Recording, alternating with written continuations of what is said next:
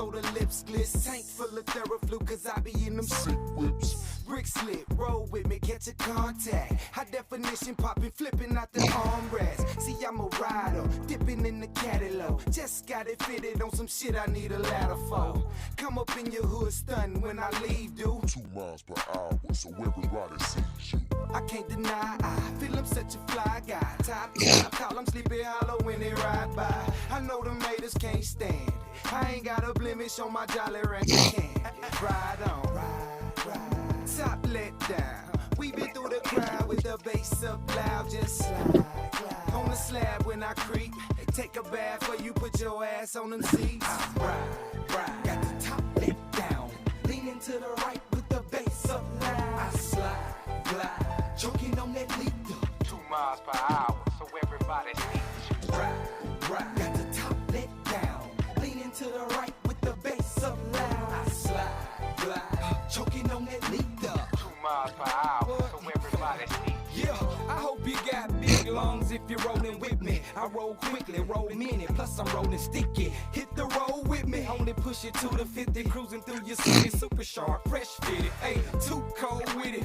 Check out the interior, it's hater me. Chalkboard material, get it, then fuck it. Hey, roll another blunt up, hit patchwork, rolling fuck with Nico till that sun's up. Hit like nunchucks, he can't stop that. A Lamborghini door, Swinging with top spec. hey, clear the way, clear the lane. I'm top lit, different from them laws. Want no dogs in my cockpit. Plus I'm throwed off, ain't got my load off. Got about 4 elbows and a quota that no soft. Enough to get me shook up, but now I got the cook up. And since they didn't book us, every time you look up, I'm riding. Got the top let down, leaning to the right with the bass up loud. I slide, glide, choking on that lead. 2 miles per hour, so everybody sees. Ride. Got the top let down, leaning to the right with the bass up loud. I slide, glide, choking on that lead. 2 miles per hour, so everybody sees. I ride. Got the top let down, leaning to the right with the bass up loud. I slide, glide, choking on that lead. 2 miles per hour, so everybody sees. Ride. Got the top let down, leaning to the right with the bass up loud. I slide, glide, choking on that lead. 2 miles per hour, so everybody sees. Yeah, what you need to do right now, 2 miles per hour. If you do have any kind of convertibility in your life, 2 miles per hour. Pull over on the side, 285, 75, I-30, wherever you at. Hit that button, hit that top, feel the breeze, you know what I'm saying? What up? It's going down, y'all. Oh, yeah, it's going down in a major way. We got a lot to talk about. Hold on, let me cut this music down. Salute to everybody in the building. That's Cook. Let's Cook. Salute. Who we got in the building? My man Speaks in the building. What it do? My man Demond Walker, what's happening with it? Salute. Quee, what it is? What's happening, Quee? Yeah. Miss Just Do Boxing in the building. Salute.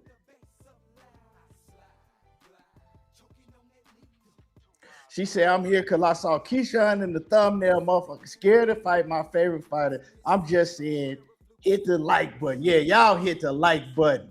Keyshawn say everybody ducking him. He say he can't buy a fight. OTB, what's happening with it, fam? What it do? OTB in the building. What's happening with it?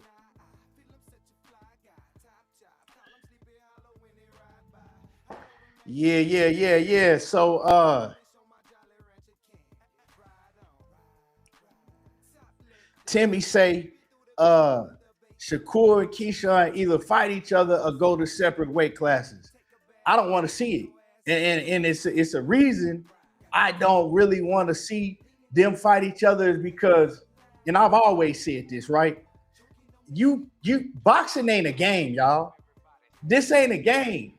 If they fighting, you going in there trying to kill each other for real, not like really.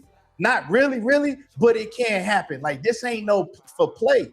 So their relationship is so dynamic, man. I understand it. Like, you know what I'm saying? I understand it because look what happened with Clarissa Shields and Franchon Cruz. Look at what happened to Clarissa Shields and Franchon Cruz. They ain't never gonna rock with each other no more. You know what I'm saying? That's real bad blood. And it was because they chose to fight each other, yeah, and you see how it turned out.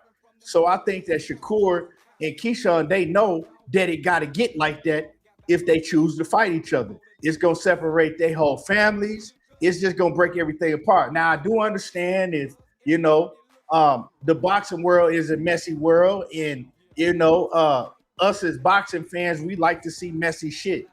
That's just what it is. We like to see the messy shit. We just want to see a lot of us, not me, but a lot of us that want to see that, they want to see it because of that. They want to see them beef. They want to see all of the extra shit that's going to come behind that. You know what I'm saying? Hey, but I mean, I'm not mad at people wanting to see it because people wanted to see the Klitschko brothers fight each other. People wanted to see Jermell and Jamal fight each other. So, I mean, it's going to come along with that. It's going to come along with the game, right?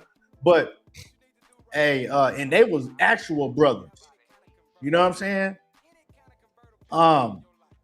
I would just say in this situation, like, if y'all really just want to see them fight, just because y'all want to see, who wins, or, just because of the love of boxing, who's better. If it's meant to be, it's going to happen. You know what I'm saying? If it's meant to be, it's going to happen. Just, you know what I'm saying? And the way it's going to happen is they're going to fall out. If it happened, the way it will happen is, they have a big falling out and, hey, it just go down like that. But I don't want to see, their relationship tear apart and, their families have to tear apart because of all that, extra shit they got to come along with it. Now, I'm not saying it's a fact that they wouldn't just fight and just still be cool like that and everything go back to normal, but it can't happen. Because when you get the fans involved and the media involved, they gonna start pushing the messy shit. You know what I'm saying? They're gonna start pushing the messy shit. But yes, sir. But yeah, let's get into it. Y'all smash the like button. Everybody smash the like button. It's free. It don't cost nothing to smash that like button. Let me see.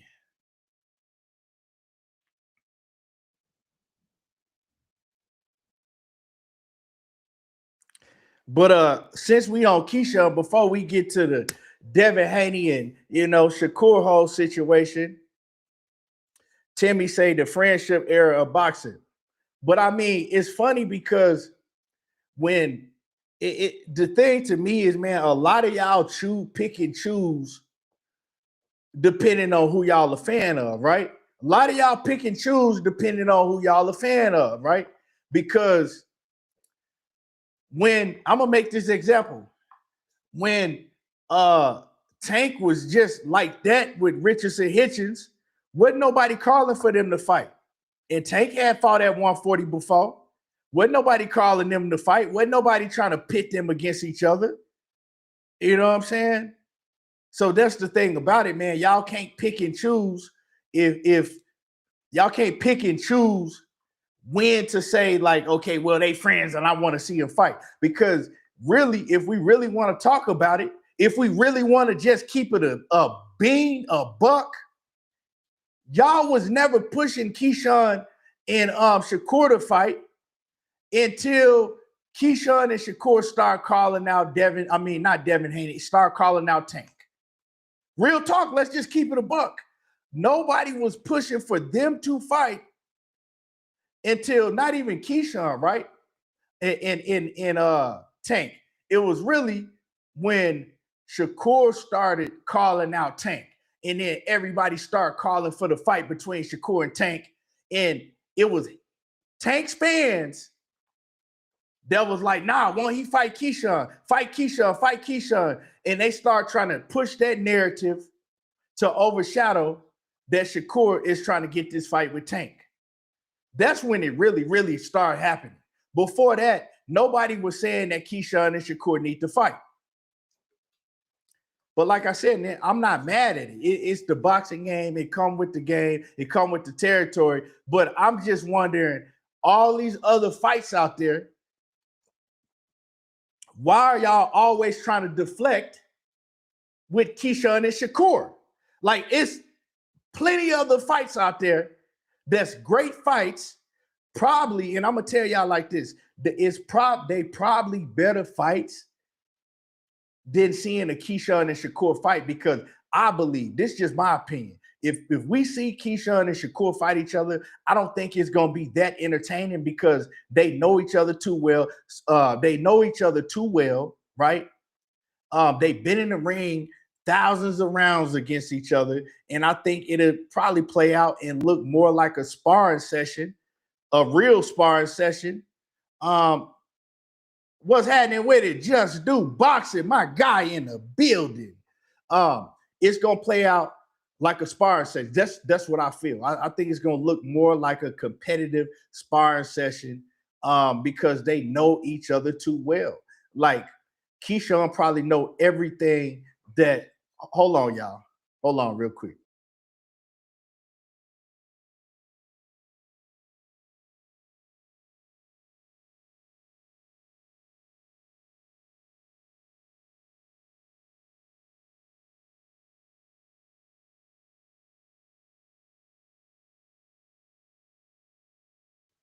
My bad, y'all. Now, so what I'm saying is that Keyshawn probably know every move that Shakur gonna make, right? Shakur probably know every move that Keyshawn gonna make. So it's gonna be really, I don't want to call it a sparring session. Let me take that back. I think it's gonna be more of a battle of IQs. The shit that y'all call boring, right? Y'all call that type of shit boring. When it's tit for tat and it's, a lot of thinking going on in the ring, and, it's just high IQs going back and forth. I think it'll be that style matchup because they know each other too well. Then everybody gonna say it's boring. Then everybody gonna say, oh, they wasn't really trying to, it's rigged. It's never gonna end. It's never gonna end. You know what I'm talking about? So I get it though. Y'all smash the like button, man. Salute to the ones coming in here. Supporting the channel. Let me see. Let me scroll down. Salute to my guy. What's happening with it in the what's that thing called? It ain't the Cash App. It's the super chats. Shit, I ain't been on here so long. I done forgot the name. Yeah, the super chat. What's good? He say, hey fam, what's up, bro? Long time. Hope you. Yeah, all is well, man. I appreciate it, man. I appreciate the love. Miss Just Do say, she say facts. They never was doing that. Okay, ETB, I see the standing on business like my favorite fighter. Yeah, we got to stand on business. We got to tell it like it is. That whole Keyshawn and Shakur, they need to fight each other, came about as a deflection tactic to keep niggas off of Gervonta Davis's helmet. And that's when it came about. Y'all wasn't saying that shit before. I get it. Speak say it'll be a chess match. Yeah, a high-level chess match. And that's the things that the casuals call boring. I respect it. I love it. But, the majority of boxing fans gonna say it's boring. My man Just Do say Shakur helped Keyshawn get his career started and seeing him at his absolute lowest point in life and his highest moments in life, from seeing him in a mental institution to seeing his son born. Yeah, that's real talk. That's real talk. And then you want them to go fight each other, and try to kill each other, try to take each other's head off, because that relationship might not be the same after that. You know what I'm saying? That relationship might not be the same after that. Especially like I said, I know y'all don't give a damn. Y'all want to see them beefing anyway. A lot of y'all want to see them beefing anyway. But I say the relationship might not be the same after that is because when the media and the fans get involved, that's just what it is. When the media and the fans get involved, it's up. It's all the way up.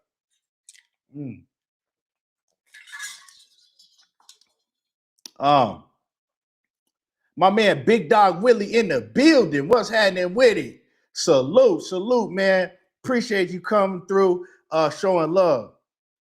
He say, take a maniac's the worst fan. Hey man, we know that. We know that. It's yeah. I don't even want to get into that because y'all know how I get started. I'm not even gonna get into them. But my man Just Do, he say, these people refuse to understand shit deeper than boxing, and they don't want and they don't want to ruin their friendship and bond over money. It's crazy to me.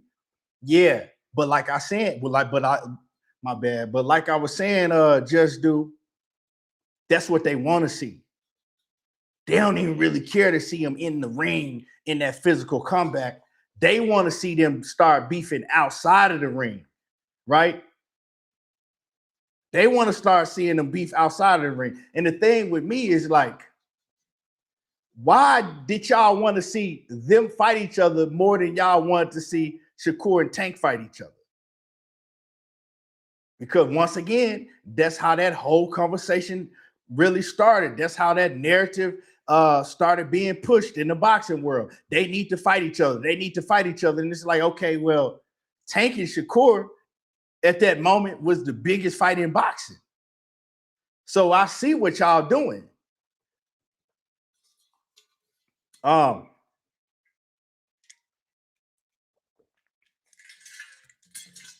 But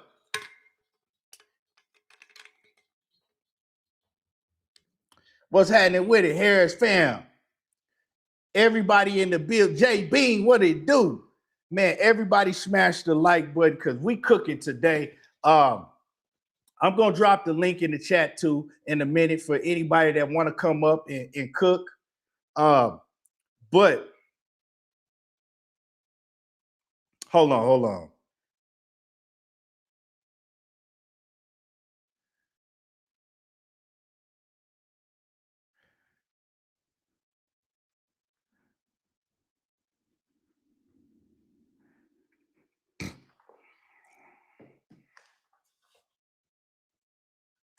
My man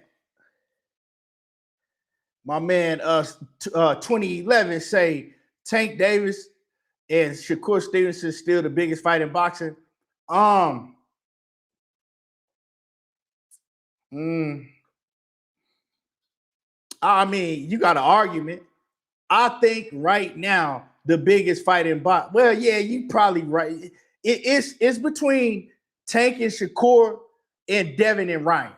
Those are the two biggest fights in boxing for sure. It's between those two fights. You know what I'm talking about? It just all depends on how they promote it. You know what I'm saying? It all depends on how it's promoted. But it's definitely between Shakur and Tank and Devin and Ryan. You know what I'm talking about? One of them, thankfully, we finna get the rematch between Devin and Ryan, and the other one, I don't think we'll ever see. Yeah, Clarissa Shields and Franchon Cruz, that shit done got ugly. And they was tight. Like, you know what I'm saying? They was tight. You know. Franchon Cruz said she taught Clarissa Shields how to change her bloody pads and shit. That's how tight they was. You know what I'm saying? And look how they fell out. But see, we here for it. We want to see the mess. And I hate it. Real talk. I hate to see Clarissa Shields. Personally, I hate it. I don't like what's going on with Franchon and Clarissa Shields, right? And I seen like once Franchon started calling out Clarissa, I knew it was gonna get ugly. Man. And I don't personally like that. You know, we all like some sort of messy shit, but I don't like that type of messy shit. When I've seen their relationship ever since they was, you know, a lot younger, ever since the amateurs and all of that. So I didn't want to see them fall out like that. But hey,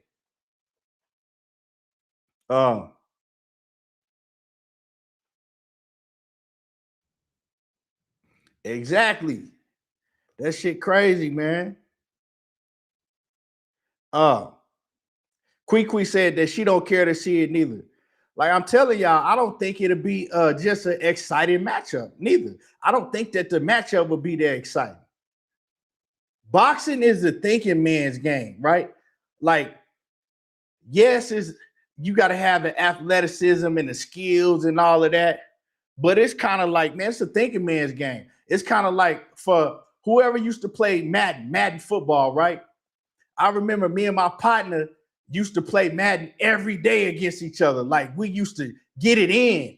Like that shit, it was competitive games to where sometimes we wanted to fight each other because we'd be so mad if one of us lose, right?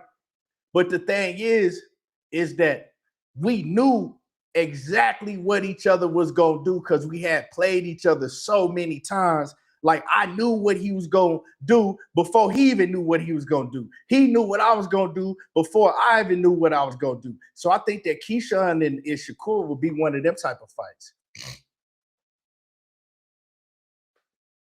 My man Just Do say, tell David Benavidez to fight Diego Pacheco. Yeah, tell Shock to fight Regis. Tell T.O. and Rolly to fight. That's real talk, man. That's real talk. But they only focus on those two. Y'all don't want to see no other friends fight but them two. I wonder why. But like I said, man, I get it. You know, I get it. I remember, like I said earlier, I remember when they was trying to push the Klitschko brothers to fight each other. And like the media was so heavy on wanting to see the Klitschko brothers fight each other. Of course, they said they would never fight each other, but the media was so heavy on that shit. I remember back then, like, I wanted to see it. I'm like, damn, I would love to see that shit. You know what I'm saying? But yeah, so I get it though. But they wasn't pushing it to deflect from them fighting certain other guys. You know what I'm saying? That's my problem with this whole situation. It never came about into the tank.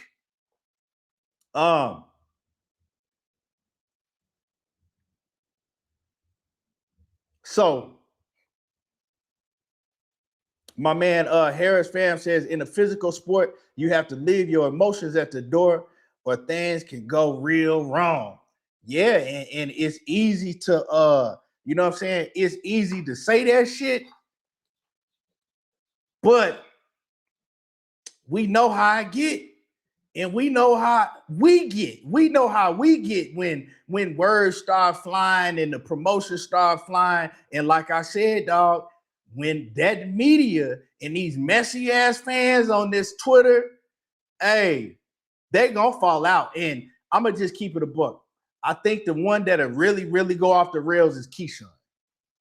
You know what I'm saying? Keyshawn is the one that's really would really start letting the he say, she say shit get to his head. Like I think that Shakur is a lot more mature and level-headed when it comes to those certain situations. You know what I'm saying? Like Shakur is like, okay, man, that's my dog.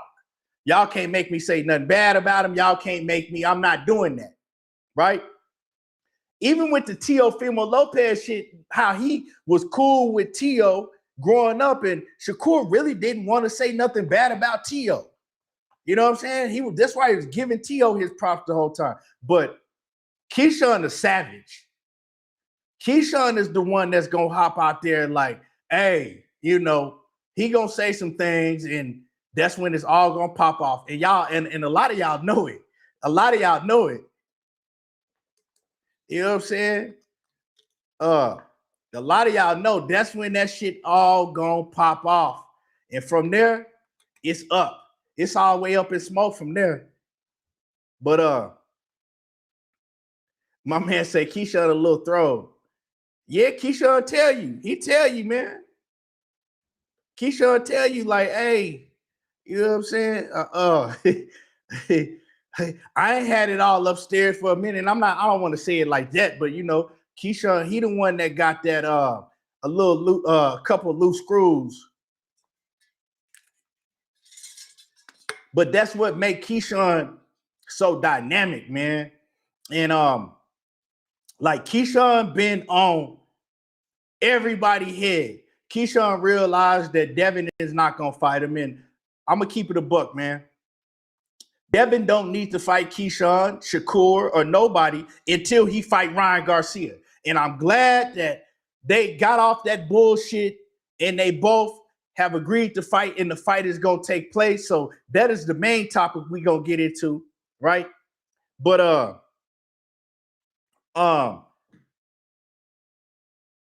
so Keyshawn he's at a tough place right now because Keyshawn is seeing, right, that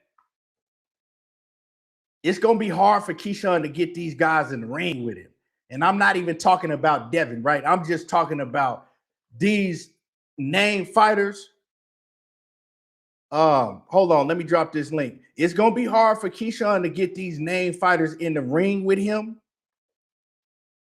Just overall, it ain't going to be easy because at first, people was like, Keyshawn, he just looked like that because the opponents he fight. He fighting these guys that, they ain't that good. So Keyshawn ain't really like that. Keyshawn ain't really like that. And then when they seen what Keyshawn did to Jermaine Ortiz, and Jermaine Ortiz a real one, now these fighters is looking like, yeah, I'm straight. Keyshawn had called out. We're going to leave Devin out of it because, like I said, Devin, he knew the whole time what the plan was. I told everybody on February the 4th, I said, all of this Devin talking about Shakur and Xander Zayas and the Keyshawn and all, I said, all that shit is just some bullshit. Devin ain't making no type of decision until after Ryan Garcia go out there and fight, because he knows that if Ryan Garcia go out there and look great, that's the biggest fight in boxing. And so we see it now, right? It's not a surprise, but we do have to entertain Devin and Keyshawn, Devin and Shakur, or whoever else it is, right? Just in case the Devin and Ryan Garcia didn't pan out. Like if Ryan Garcia had a loss, right? Or if Ryan Garcia had a won but looked like some shit. Now we got to entertain these other guys that you calling out, or that your name is circulating with. Now we got to entertain that. But as far as Keyshawn, man, Keyshawn didn't called out Pitbull. He didn't called out he didn't called out Africa already had refused to fight him, right? I'm just talking about recently. He didn't called out Pitbull, Devin, but like I said, Devin is he got business to take care of. He didn't called out who else he didn't called out?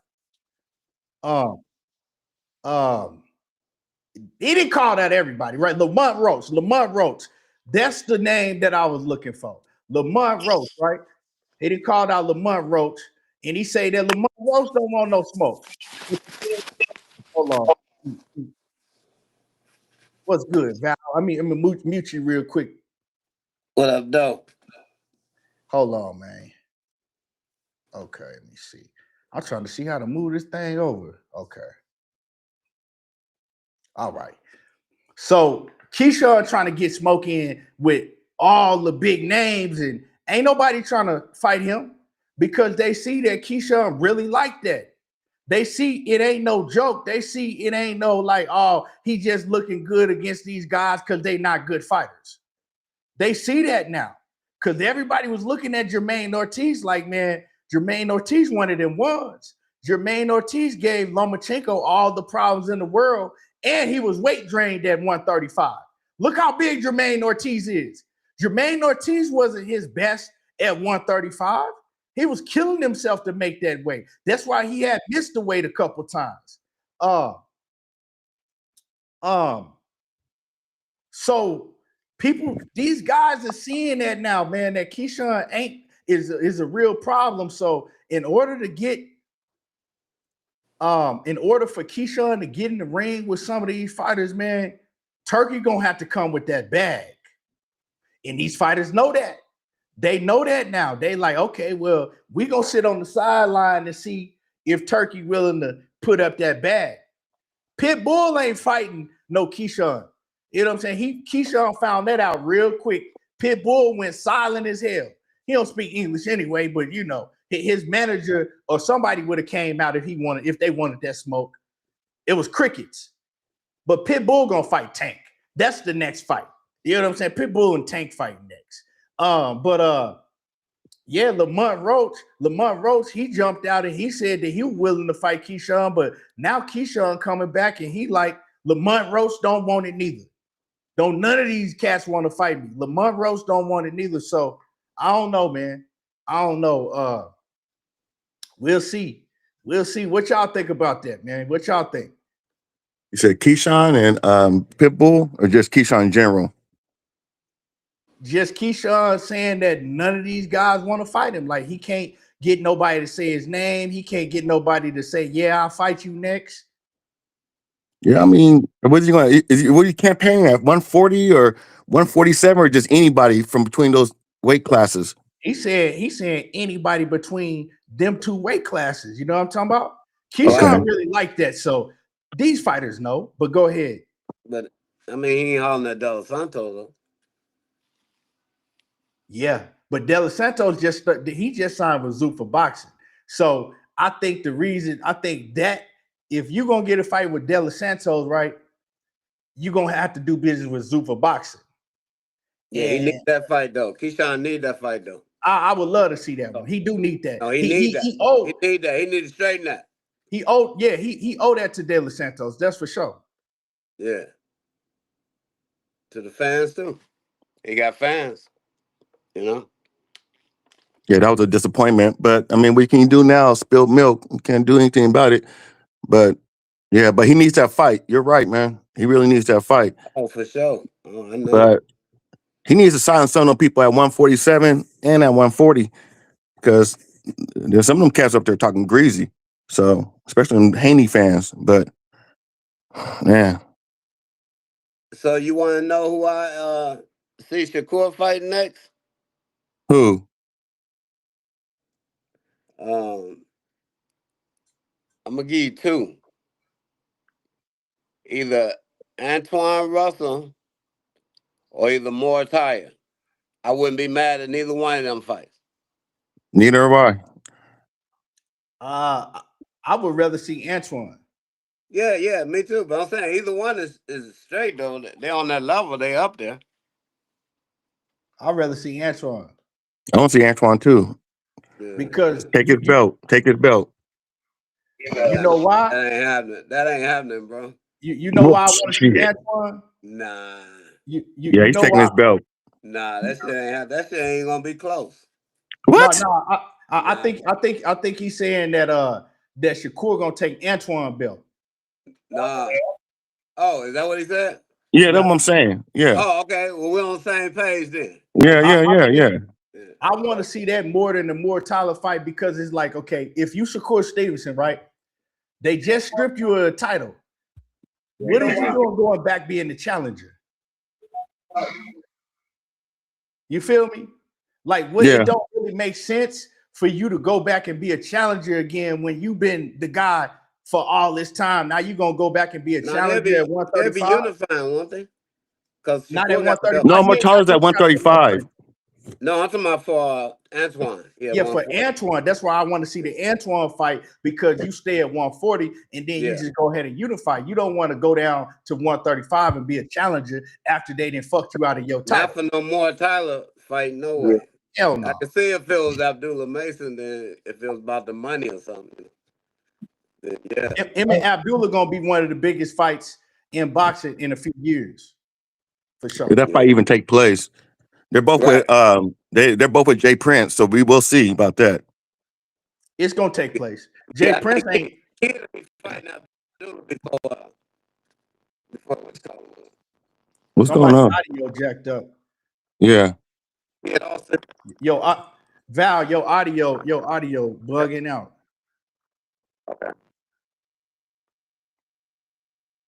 Yeah, your audio bugging out. How my audio sound, y'all? You're good. Huh? You're good. I don't got no echo or nothing. Nah. Okay. Do I? No, you good. You good. Who is that? That's Val. Okay. I think Val. Money, what up? You in the building?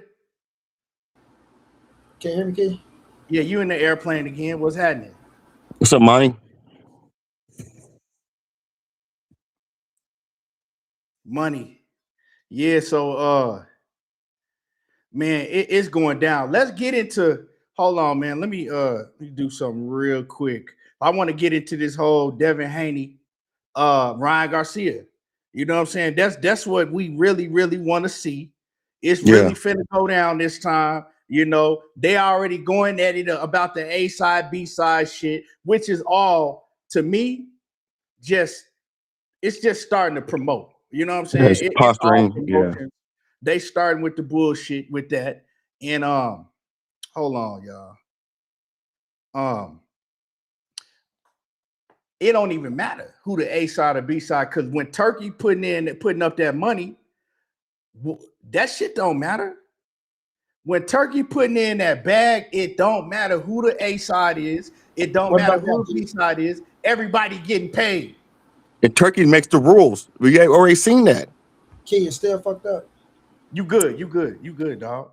So I wanna what I want to start off with is I'm gonna go over to let me see. I'm gonna go over to Twitter and we just gonna go down this Twitter feed and because they on here, you know what I'm saying, popping shit. Hold on. I'm gonna share this screen.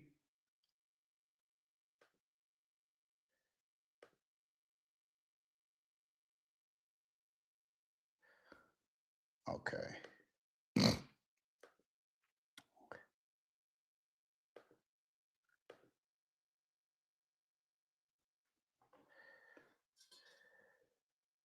Let's share this screen real quick.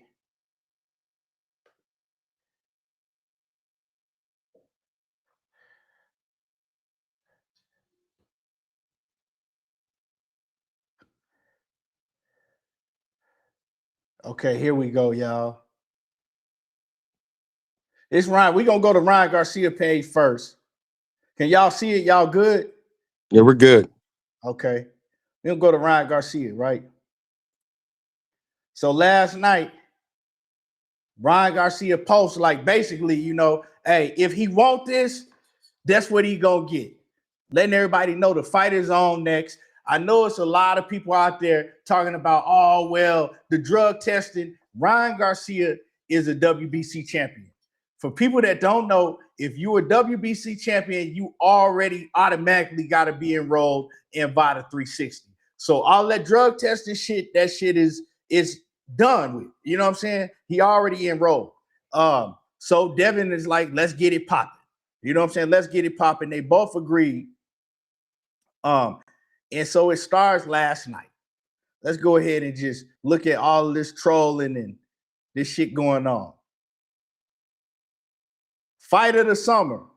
Look at Ryan. He already like, hey, this the fight of the summer. It's going down, y'all. I'm telling y'all. No, it looks like it is. Yeah, it's gonna go down for sure. He say, fans, if you really want the Haney fight next, demand it with everything. I'll do it next, but I need the intensity. So they already starting to promote. You know what I'm saying? They promoting it and on Twitter all day. You know, going back and forth. And now, let me go to Devin shit. Now, hold on. They crying over who gonna be the A side or the B side, right? Here go Devin. He said, I never heard someone say I'm the A side before we even start negotiations.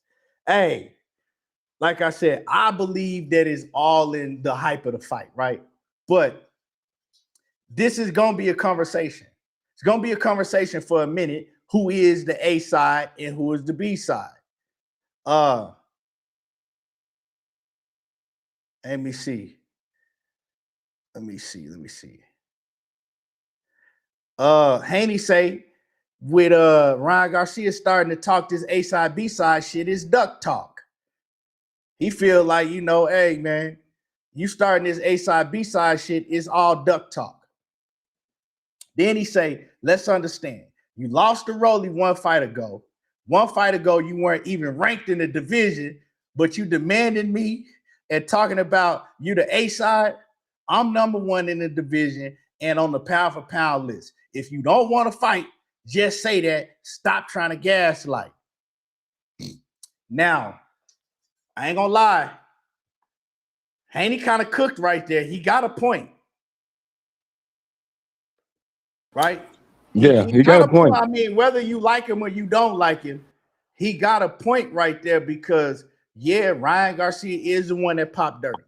Ryan Garcia is the one that lost to Rolly, and then Mauricio Suleiman threw him a lob. Like, here, have it. You know what I'm saying? Just threw him Barrios, sacrifice Barrios. Just gave him to him. Ryan Garcia showed out. He did his thing. But, hey, Devin did go beat Brian Norman. Devin won his last two fights. No matter, how you felt he looked against Jose Ramirez, he still won. Then he went and beat Brian Norman. So with that being said, it's like Devin do got a point. Now, I know people going to say, okay, well, who sell the most tickets? And I don't know. And who bring the biggest fanfare and all of that. And it's going to be a discussion. You know what I'm talking about? We going to see people debating about this, who A side, who B side, but Devin got a point. But at the end of the day, man, I just think that they both know that they fighting each other. They just doing this shit to promote. What y'all think? Go ahead, Monty. Going down, big dog. I look at it. You got some? Okay, I'll go. Yeah, man. What? Y'all can hear me? Yeah, kind of. Good. Yeah. She's saying I'm good, big dog. You talking about you kind of hear me? No. You're good now. All right. I'm kind of with you on that, Key. And you know how I still think Ryan is the bigger draw, but you can't take away from what Devin's saying. Devin moved up, got the title, beat Brian Norman, and Devin actually, like you say, one thing Bill Haney do is keep the buzz going for his ass. So you can't deny that at all. So he got a buzz going. But when it comes to the A side, B side, like you say, it's gonna come down to Turkey and the money, bro. Turkey is the A side and the B side, especially if it's gonna happen on Turkey core. So y'all, they not gonna negotiate with each other. Y'all gonna negotiate with Turkey. That's what it's really gonna come down to. What you looking for, Devin? What Ryan looking for? Turkey looking to pay y'all somewhere in that round, as long as y'all get y'all ass in the ring. Now, who come out second? Who get announced second? I don't really give a fuck about that, because when the bell go ding ding, y'all go fight. It's just gonna come down to the negotiation part and what Turkey talking about with the money. You know what I mean? I want to see them actually come to the table and start negotiating first.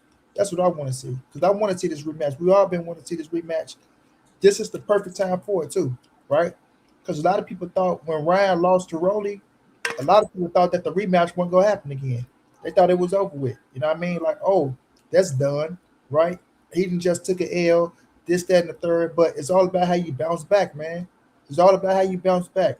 Ryan Garcia bounced back beautifully, beat Mario Barrios, sitting right there with a title. So we can't deny that. He has a title now. You know what I mean? So that's going to play a part. Now, if we come to the point of where we're saying who is the biggest draw, we still got to say Ryan Garcia. But who has the who's in position right now, you got to say it's Devin Haney. You know what I'm saying? So we'll see how that play out at the table. I think it's a 50-50 for his negotiation. I just want to see them come to the table and make it happen. I want to ask you something, Money. How is Ryan Garcia a bigger draw? Take the Tank fight off the table, right? And this is a serious question, because I really don't know, but we really don't know. Because how is he the bigger draw than Devin if you take the Tank fight off the table?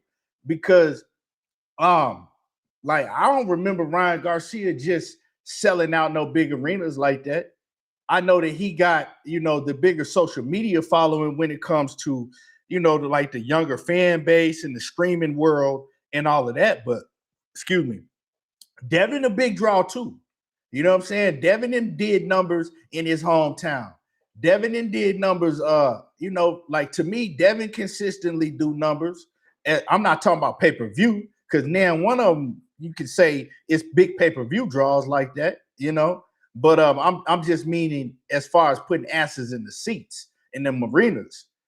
I can't really say that he's a bigger draw than Devin like that. I don't know. Taking the tank fight off the table. I think because of the social media thing, that's the reason why. That's the only reason I can think of that. The reason why. But I'm on social media. Devin, the bigger name on social media. Go on Ryan. Ryan. Then Ryan. Check this out. Ryan, the underwear model, Ryan. No, I'm gonna tell you why. I'm talking about social media in just the all around boxing world. I'm just talking about boxing. Okay, boxing world. Okay. The boxing world. I'm not talking about like all that other shit because a lot of them people ain't coming to fights. You feel what I'm saying? So I'm talking about just in the boxing world. Go on social media and say some shit about Devin Haney that ain't pro Devin Haney. Go on social media and say some shit about Devin Haney that's not pro Devin Haney. And look how many niggas don't jump in your comments crying. Thank you, my bad. I had a phone call. So you were saying has Ryan the A side because you're saying what now? Keep my bad. Could you repeat that? Yeah, because I said if you take the Gervonta Davis fight off the table, right?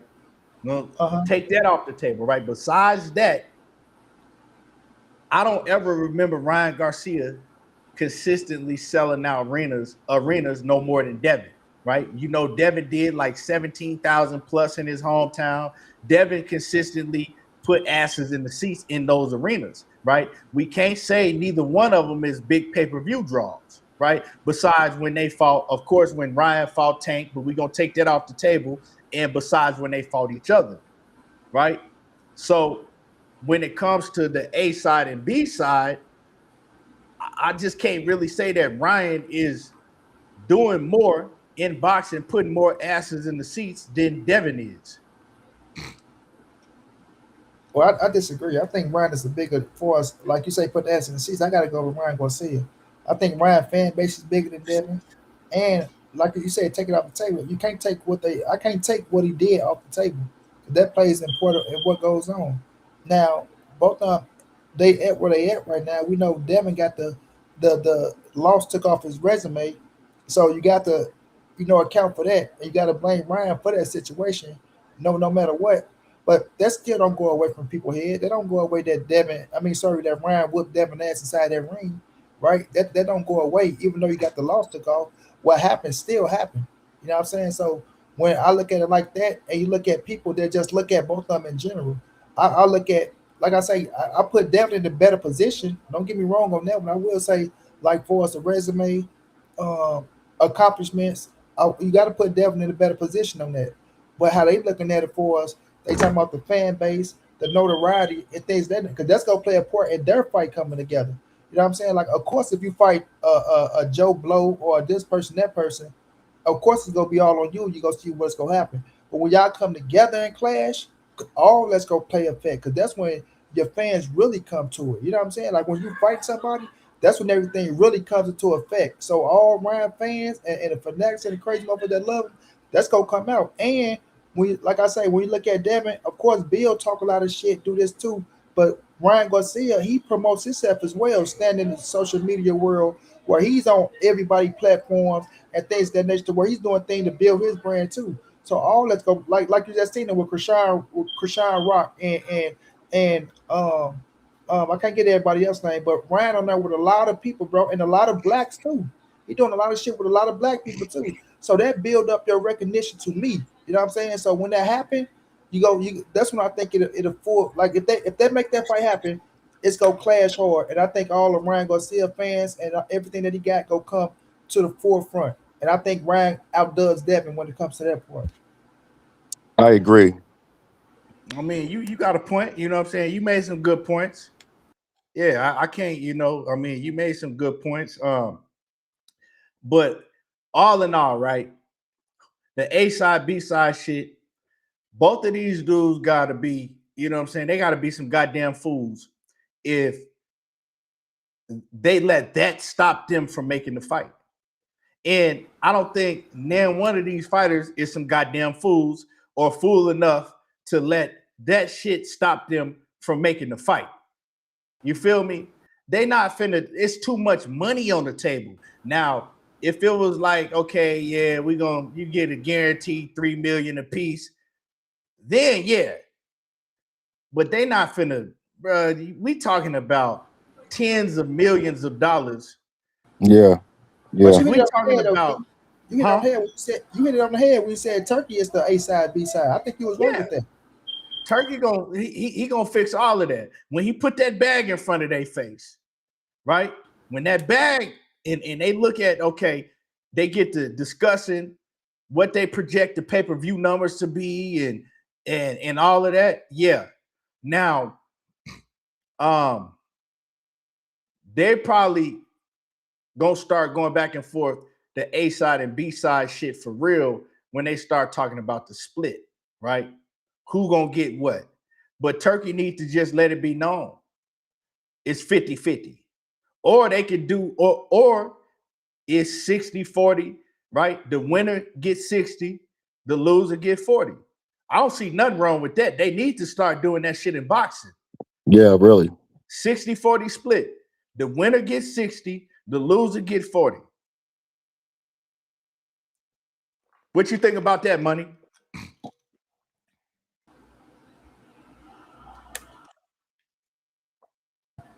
That's the thing. I don't think that's gonna happen. Like I think you gotta negotiate that shit right at the table. I think there's gonna be that's where the cockiness gonna come in there because you know who I don't see that happening because do you really believe you gonna win the fight? Do this person really believe you gonna win the fight? Like you don't know, they mental game or how that's gonna play out with certain people, you know what I'm saying? So looking at like, oh man, look, if you win or if you lose, I think somebody tried to do that before. They were just talking shit, but I don't never see that happening in the sport of boxing, bro. I'm saying, what do you think about it? Start to make that shit happen in like big fights when they going back and forth about the A and B shit. Like I like that concept. Yeah, Well, it depends who the A and B is. I would say, how go many ahead, hands? Fire. How many hands in your pockets? Who are you? Gotta you know how that shit gonna go, bro. It's gonna be too many. But I mean, but if you win, if you him, you get rewarded. If you lose, you don't get no motherfucking trophy for losing.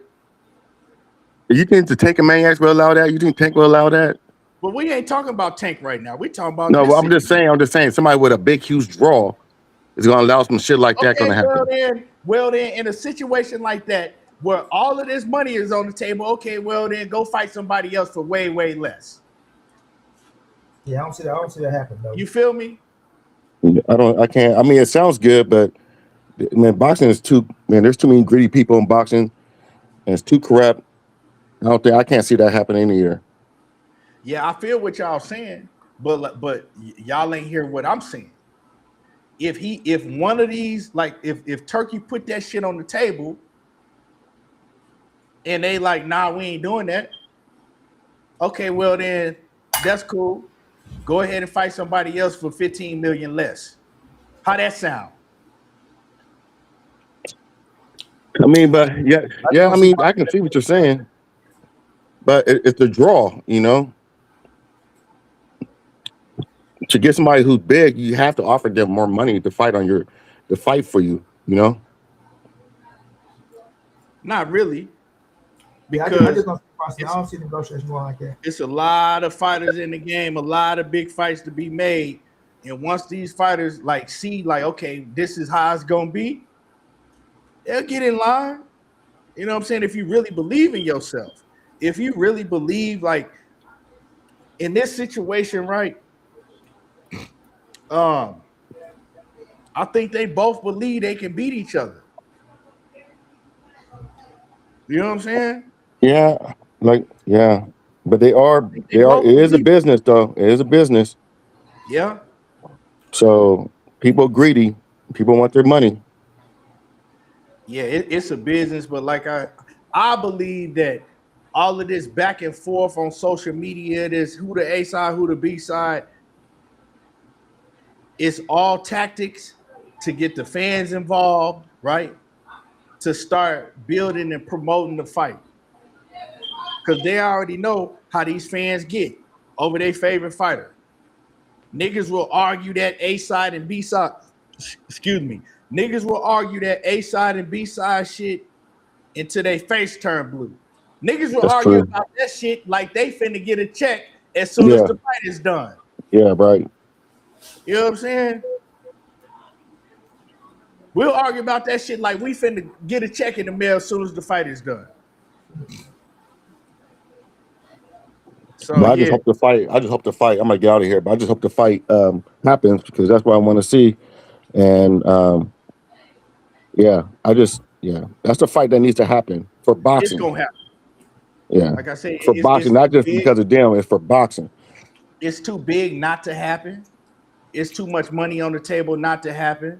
We know both of these fighters is greedy. I don't want to say greedy, but we know both of these fighters like that bread. And yeah, it's definitely gonna happen for sure. It's definitely gonna happen. And I feel like it's the right time, Key. For sure. With Ryan Garcia being back and being, entrenched into the game like he is right now before he go on another one of Ryan Garcia rants, I feel like it's the right time to make it happen. I think the fight is even bigger than it would have been if Yep. once Devin beat Jose Ramirez and if Ryan Garcia had to beat Rolly. It's a lot bigger than it would have been then because now Ryan Garcia, he came back, he done won a strap, right? His Yep. first strap ever. He didn't look in tremendous shape and looked great doing it. And then Yep. Devin, right? Everybody still had questions about him. How is he gonna look against somebody with power? He didn't drop Brian Norman, right?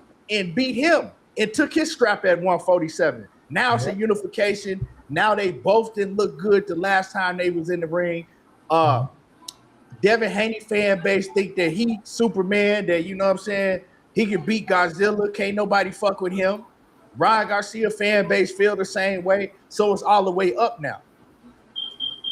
Yeah. So they call that boy Debo Dam now. That boy named Debo now. That boy got a good name. And they really believe that shit. Boy knocked nobody out. I don't know how long, but his name Debo Dam. They really believe that, and it just make the fight even bigger, dog. It make the fight even bigger. That's but with that being said, let me get to some of these comments. Man, Harris fans say, regardless of what happens, they're both going to make more money than they have ever made in this fight. So exactly. That's what I'm saying. They're gonna make more money than they ever made. But how do we justify who gets more money and who can get less money? Like I said, if they willing to do that 60-40 shit, that solved that problem right there. That's why I brought it up. But I just think it should be 50-50, right? It should be 50-50 because in the first fight, it was a winner in that first fight, but according to the records, it wasn't no winner, right? According to the records, that first fight never happened. That shit is null and void, so it's 50-50, right? Technically, one can't say that they got something over the other one because they tried to delete that shit. Now, we saw what happened, but, hey, my man Speak say it should be on Ryan to make the fight. He cheated Devin, the number one welterweight right now, and he lost to Rolly. It should be on Ryan to prove himself, not Devin. I feel you. Yeah, I feel you. Black Dunn 5182 say Shakur received 10 mil. T.O. received 10 mil for the last fight. And you didn't hear now one of them crying about who was the A side and B side. Right? Now one of them was crying about that shit. Shakur was like, oh, you know what I'm saying? He got the strap. He could be the A side. I ain't tripping. I just have my money ready. I ain't tripping. Just have my bread ready. OTB say drop the link. Let me drop the link again. I'm not tripping about when I walk out. All that shit just had my bread ready.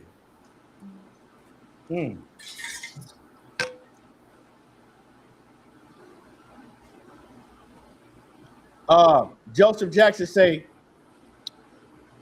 don't do negotiations with Ryan and Dev when Turkey in it. You only negotiate with Turkey. Bingo. That's what it is. All this, they all online going back and forth about this bullshit. Turkey gonna have the last say. And Turkey gonna make sure, man, hey, that shit loud as hell in your background, money. Turkey gonna make sure that both of them don't got nothing to complain and cry about. That's one thing about Turkey, man. When he get involved, he's gonna make sure that ain't nobody complaining about shit. We gonna sit down. We gonna get all of this shit handled right here. And as far as the money and who coming out first and who coming out second, we gonna handle this right here, and it ain't gonna be no problems. But I understand the game, man. This what they doing online is good for what they doing online right now is good for us, the fans. It's good to build the fight. You know what I'm talking about? And I like what Shakur and Keyshawn been doing, man. That streaming shit that Shakur and Keyshawn been doing, linking up with all of these high-profile streamers. That shit is genius. It's genius, right? Now we know that Tank and Ryan was the first ones to do it. Tank did it like one time though, right? So it was like a one-off. But they doing this shit like every day, especially Keyshawn, man. They names is gonna get so big, and it's funny how everybody was jealous of Jake Paul and Ryan Garcia, right? Everybody was jealous of Ryan Garcia. Oh, he only big because he's in the stream and shit, and he's this and he's that. Now these fighters didn't caught on, and they like, hold on, we need to jump in that lane. We need to jump in that lane so we can get like that, because this streamer, they fan base, they gonna pay for the fights, right? They gonna come to the fights and watch us once they get to know us. So man, I love that shit. I love that shit that they tapping into that world. They got to promoting themselves on a whole different level with a whole different type of fan base. And not just they getting paid off this streaming shit. They get paid off of them. Yeah, and you gotta give it to Keyshawn. He know how to sell a fight and sell himself. The boy can talk that shit. I gotta say, like, you gotta really commend him on how he represent himself and how he sell himself as a brand outside the sport of boxing, like to get his so fight. What's going down? What I say, Bro? I said, boy, Keyshawn is good for boxing. What he's doing on that streaming shit, like the things he doing. And because it's their era, bro. That streaming shit, like it's their era. So, like that's what it's coming down to. You don't just see boxing on it, though. You see basketball players, football players, soccer players. You see everybody going towards that lane because that's what it's going to. You know what I mean? So once you tap in with that, and you can start rocking with that, you can most definitely get your brand even bigger just by doing those things. So that's a plus. Yeah, man. Who Shakur? Who do y'all want to see Shakur fight next? What's next for Shakur? Oh wait, he done really put himself in a place where he get to finally decide. Remember when we were so proud of Tank for getting to that spot where he could pick who he wanted to fight, and we would hope that those picks would represent the talent he had previous to the Ryan Garcia fight. Right. When he took control of his career. Now that we see Shakur in that space, then we talking about Dev or Ryan, or are we talking about somebody that solidified the talent that he had? And I don't think it's nobody but Dev or Ryan. If they end up fighting each other, I wouldn't be mad at a Gary fight. I think a Gary fight really put him in the number one spot. given the style that Gary had, given the accomplishments. And I know Gary and them said they wanted to wait till he would last to do that fight. Gary don't want Antoine don't want to fight Shakur next. Well, that's why I think that if Shakur pressed I want Shakur to go fight Dalton Smith. He's talking about that he want to wait until Shakur for last. Huh? I want Shakur to go fight Dalton Smith. You said what Dalton you say? Dalton Smith. You said you want to see Shakur fight Dalton Smith? Yeah. For what, bro? Because he deserved it. He got a strap. He just you know what? He just beat the Dalton Smith he beat the number one dude at 140. Am I lying, Key? Yeah, he did. And it'll be in the UK. And that shit'll be a big fight in the UK. Yeah, bro. I think that Dalton Smith could pose some type of problems too. Now, do I think that Dalton Smith can beat him? But Dalton Smith is way bigger than him. Way bigger than him. Dalton Smith can crack. He can box. He got skills. So I think that would be it could be Shakur's toughest fight to date. Yeah. When you say Dalton Smith, to me, I think superstardom. He's already a global star. I mean, a star in the States. Yeah, I mean, he's a star to us. You win that fight over there, and now you talking about global superstardom. So I'm with you on that one. And then not just think about it like that. He go over there. He already getting acquainted with them. And then you know Conor Ben wants to fight, right? Go get Dalton Smith. Get that title up off of him. You know, you getting acquainted with the UK right there. Conor Ben most definitely go show up to the fight. You know what I'm saying? And then let's see where I go from there. Because right now, like you said, Shakur, because they gonna hate him no matter what he do, bro. He went and beat the Golden Boy cat. Now he just beat Teofimo Lopez. He beat two top cats. That they talking about was gonna give him all type of problems, this, that, and the third. He go run from this dude, went out there, made him look like easy work, beat him at his own game, then just went out there and took a world-class fighter, just picked him apart, made him look like easy work. You know what I mean? Now you can go get Dalton Smith, get that title up off of him, become unified. That'll make him unified in each division that he's been in, if I'm not mistaken. And then let's see if that big money fight right there for him with Conor Ben. You know what I'm saying? I feel like that's just the perfect setup for Shakur, because when you look at Richard Hitchison and Gary Antoine Russell, they not gonna fight each other, right? And I don't think, just looking at both of them, I don't think they bring the type of money that he would get fighting a Conor Ben. I know a lot of people be like, oh, well, you know, this, that, and da, da, da. Hey, at the end of the day, man, when you go and beat the number one dude at the division, you can do what you want to do. You know what I'm saying? Then you go beat another world champion, become unified, and then you go out there and get what's deserving for you, bro. And I think that Conor Ben fight after beating Dalton Smith over in the UK and then fighting Conor Ben in the UK, even though I know they say they negotiate, you know, you're not going to negotiate against yourself. I understand that. But that fight in the UK, bro, because, listen, the That UK fight bigger than Dalton Smith. If he beat Dalton Smith, I don't want to see him fight Conor Ben. That's no, hear me out on this one, though, Key. Hear me out on this one. Go after the real smoke. I say that because of this, Key. The UK fans will show Shakur Stevenson way more love than the American fans, bro. You know what I'm saying? As far as money, but I'm talking about as a fan perspective, what I would want to see. Conor Ben is a hell of a fight, bro. That's a hell of a fight for Shakur Stevenson, bro. I think he'll cook Conor Ben. Do you think it look any different than Teofimo Lopez? I think Conor Ben will give a way more effort. I think Conor Ben will give a way better effort. I think Conor Ben will give a way better effort than Teofimo Lopez, man. Meaning, of course, I don't think he's gonna beat him, but I mean, going out there and leading it all on the line, just going forward. Yeah, he will. I think he might make Shakur fight his style where motherfuckers be like, God damn, wait, no, Shakur Stevenson had that in him. That's just me, but I feel like he deserves that. I think he'll. I think Shakur had to go more in his bag for Conor Ben, because Conor Ben, he gonna. You don't think he jab him off the front foot like he did Teo? He gonna school Conor Ben, but I think that Conor Ben is gonna be in there just trying to sell out. Right. You know what I'm talking about? Right. I definitely see that. A lot of these niggas think they gonna have no chance, but to try to sell out against. But let me answer something, because I seen my man. He keep on talking about a kid Austin, right? Hey, my guy, like, hey, fam, I don't want to see no kid Austin.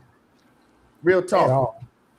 at all. Like that. Let's stop acting like Kid Austin didn't lay up in the hospital and put on the whole acting scene so he wouldn't have to fight Shakur.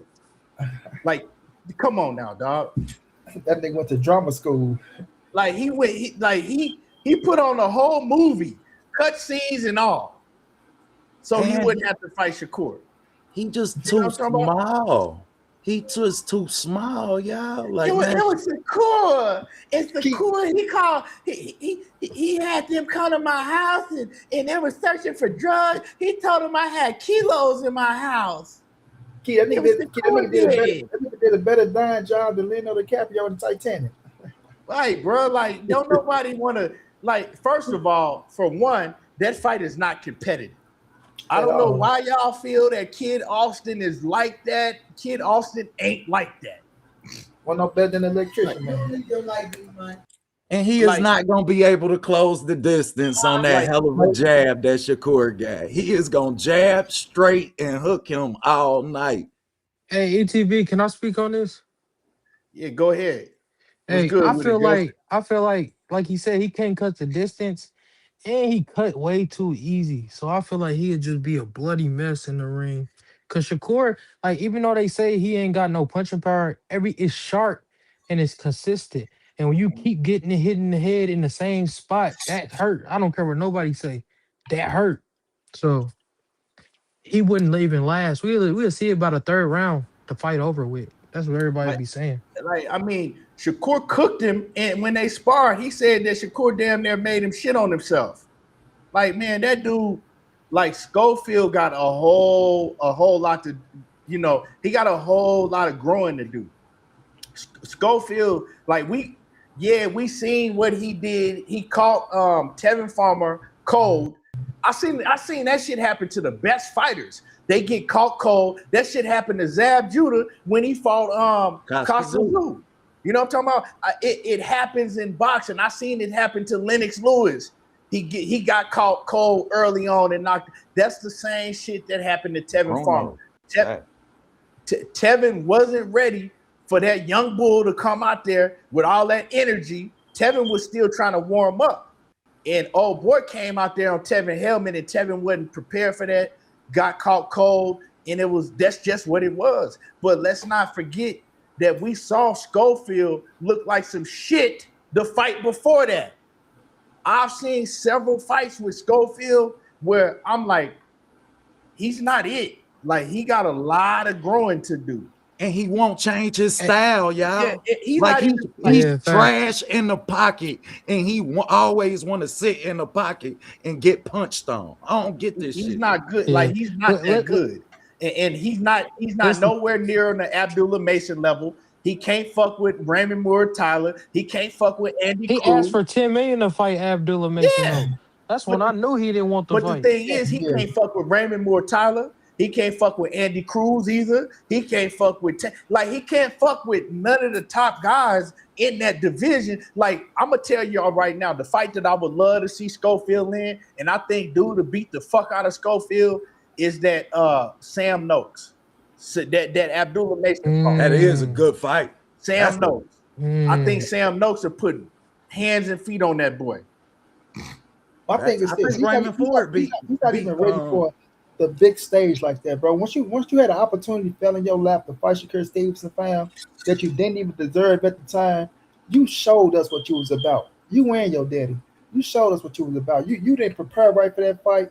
You didn't take it serious. You weren't ready for that stage, bro, and you still ain't gonna be ready for that stage. Like he said, y'all went out there. So many things happened to y'all. The police pulled y'all over with 16 motherfucking pounds blow. Your house got broken into. Next thing you know, you got poison. They stole the passport. Remember? They stole the passport. Stole the passport. Then you had 17 niggas come to your hotel room like Michael Jordan deliver you a pizza that you ate that had Shakur Stevenson name on it, said signed, sealed, and delivered from Shakur Stevenson. Man, this boy is somewhere, bro. Like they not ready for that big stage, bro. Hey, Money, I remember you said when he he wasn't ready before the fight.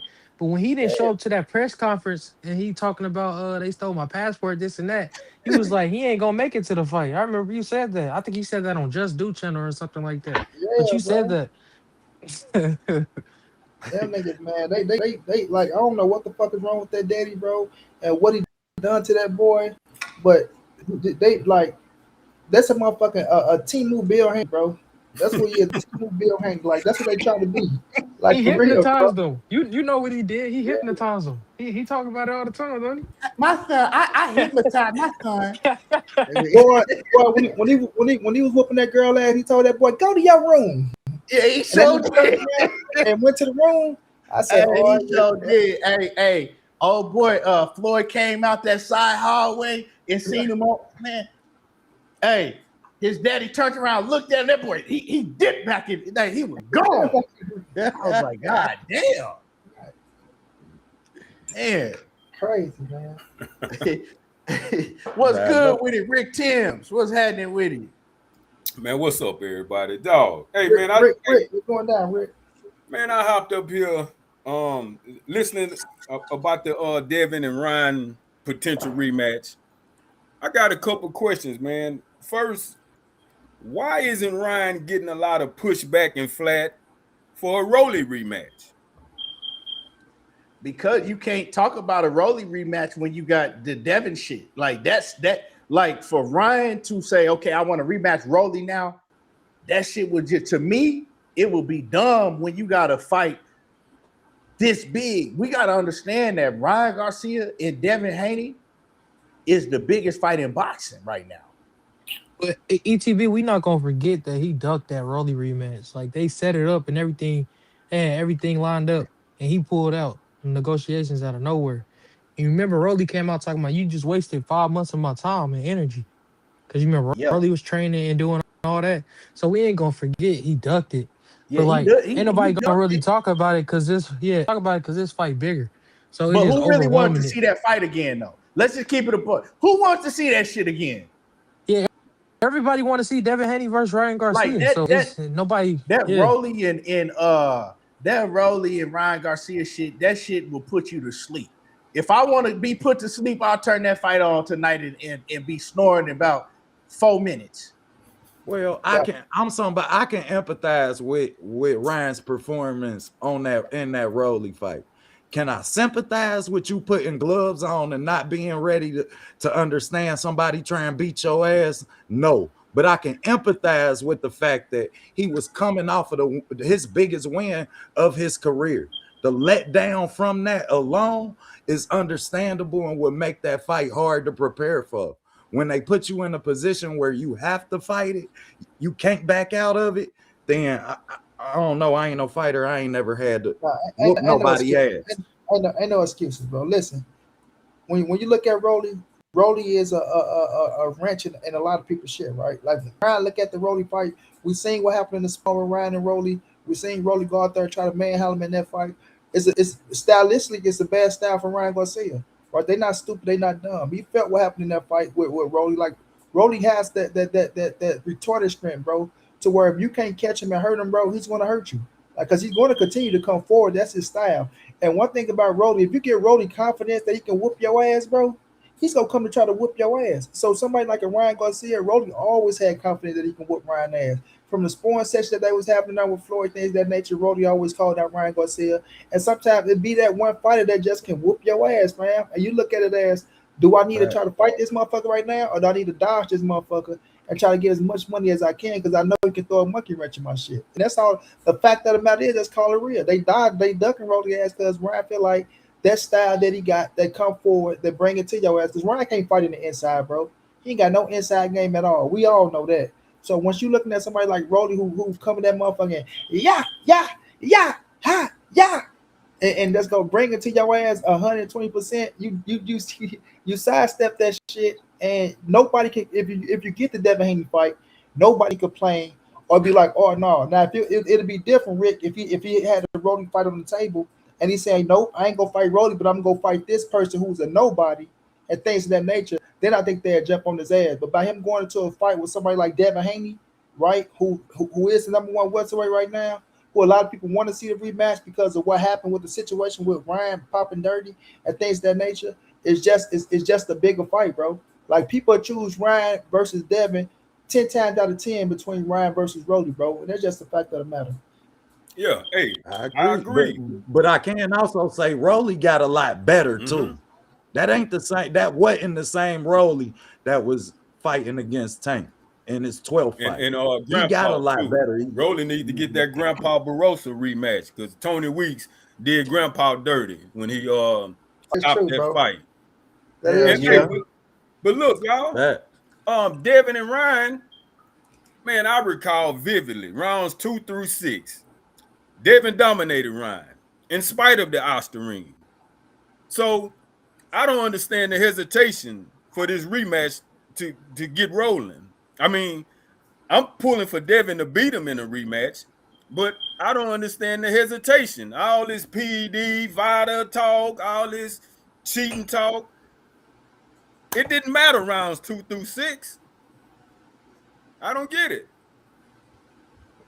Well, I think we passed that now, Rick Tim. Yeah, Ryan They said he both, accepted it. So yeah, they both agreed. They put that PED shit to the side. It's gonna happen. yeah, Like he said he'd this do is all the the fight. testing and everything. Yeah, this is a fight that I would be hell and nothing in boxing shocked me, but I'd be shocked if this fight didn't happen because it's too big.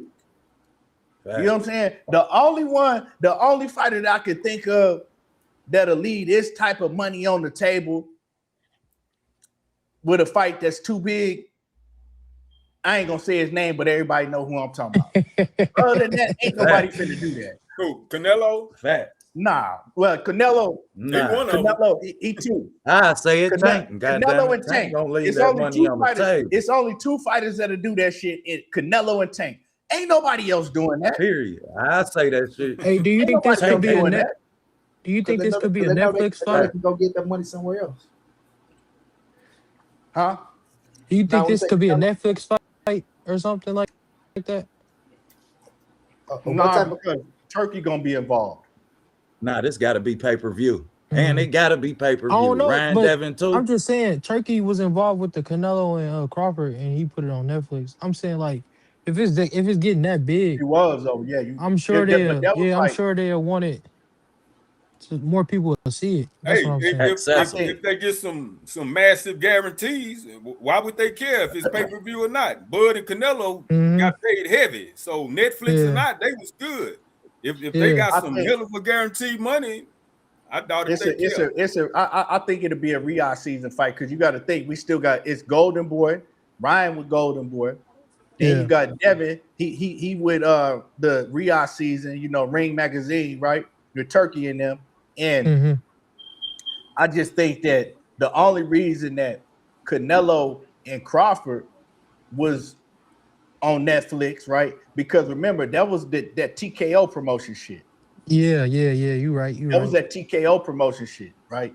So for this one, yeah, it's gonna be a pay-per-view. And I think that the pay-per-view number is gonna do over 1 million. I think it's gonna do well over 1 million. I do. It's we gotta understand how big this fight is. Now boxing is bigger, way bigger. The sport of boxing is way bigger than it was 2 years ago. Because you got all of these, you got Shannon Sharp and what's my you got Shannon Sharp and Ocho Cinco covering boxing. You got all of these big names. You got Stephen A. Smith Facts. covering Damn, boxing. Ryan and Mays. Yeah, Yeah, you Joe got yeah. Rogan, all of Joe these Rogan. big name celebrities covering boxing that wasn't even talking about boxing before. And not just that, Yep. you got Dana White with the UFC now. So if Yeah, if you got Turkey Dana promote White, it, you got they gotta these guys promote it. coming on their platforms on a regular basis, doing interviews. It's a lot Hmm. bigger. But Then another thing we just said, the streaming hold business. on real quick. The Hold on streaming real business. quick. My man Mark Nash in the building. Mr. Breaking Beats in the building. Always coming through showing Fact. love and support. What it do? What it do? Mark Nash, what's going down, bro? What's going down? What up, bro? Yeah, but well, like we said though, the streaming business now, Keith, with the can't even get the little white boy name now. I can't stand this little white ass. But you got You talking him about now, Aiden Ross? Aiden Ross, yeah, with all that gay shit they be doing on this stream, like on this stream. Then you got, that's why I hate Cassinet out the game though. But you got Cassinet, you got I Show Speed, you got all them cats that's talking about the fight game that they into it with now. So that shit plays DDG and all them cats, like all that Yeah. shit. big part, bro. So if they make it happen, it's gonna really connect with all that, fam. And that's a beautiful Hey, thing now. That's a beautiful thing. everybody Talking do us about a favor. June. Everybody do me a favor and smash the like button. You know what I'm saying? It don't cost Fact. nothing to smash that like button. Get the likes up. Smash the like button. So ETB, you say you are predicting Ryan and Devin rematch potential 1 million pay-per-view, right? I think it do a little. Oh, I think it do over 1 million. Okay. For sure. So look, I just thought about this. Tank haven't touched 1 million since Ryan. Devin have never touched 1 million pay-per-view. Is Ryan the gauge or what? Let's just It's be this real. fight. It's not. I think it's this particular fight because of the backstory. Because y'all got to understand when after this fight, after the first fight, Devin Haney and Ryan Garcia was the biggest news in sports damn near. We ain't not even in all the boxing, in sports. You know what I'm saying? Ryan Garcia was going on shows that had nothing to do with boxing, getting millions of views. Right? He was chilling with Coach Brown for about 3-4 weeks until that test came out. Yeah. Ryan Garcia was one of the biggest names in the sport of boxing, and Devin Haney was also, but he was on the bad end of it, right? And so everybody has been wanting to see this rematch for a long time. We ain't talking about just the boxing world. We talking about worldwide sports. We talking about everybody want to see this rematch because it's so big. And I think a lot of people forget, Key, how much Ryan talked himself into the Gervonta fight. He had no attachments to Gervonta Davis, like zero. Mm-hmm. He talked himself into making himself a player at the card table. And shit, when it was time to pick dance partners to go to the dance, Ryan got picked. And he gonna put himself in that case more than none because he know how to sell himself. He know how to talk that shit. Ryan is marketable outside of boxing. If Ryan left boxing today, he's one of the few stars in boxing who's gonna be successful in any revenue that he do. Acting, streaming, shit, you name it. Ryan is gonna be successful in that endeavor, man. Yeah, but I disagree with you on that, OTB. Ryan and Tank, they've been going at it for they started building that from a way back when. Like I remember when they first started talking shit. From I think Ryan was in Tank Goose and Gym or some shit where that shit happened. So they started building that a little while back. Yeah, but he started talking that shit up though. No, they was going back and forth for a while trying to make that fight happen. Not make it happen, but just building up to the fight. So yeah, it ain't like he just popped up and threw his name in the head and it happened. Now he started talking shit about that fight. They started making it happen a little minute ago, and that's why that fight came into play. That's why it was as big as it was when it did happen. But they've been talking that shit up for a while, bro. I remember when that shit first kicked off, bro. So that's before the 20s even happened. They was talking shit to each other. So that was a build up that was waiting to happen. It was just Oscar De La Hoya and Floyd Mayweather. What that shit happened because of those two. That was the situation that was gonna fuck something up if it was.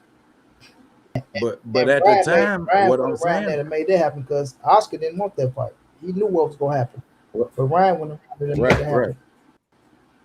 But at the time, provided the accomplishments that Ryan had within the sport of boxing, he had no right to be mentioned in the name with Tank. No, yes, Tank was a two-time champion by then. Tank with the two-time champions at nation, but Ryan still had the credibility with the fan base. Remember, Ryan was still, oh man, he's a YouTube fighter. He's this and that because he was so fucking big outside of boxing, and motherfuckers knew that he had that fan base, bro.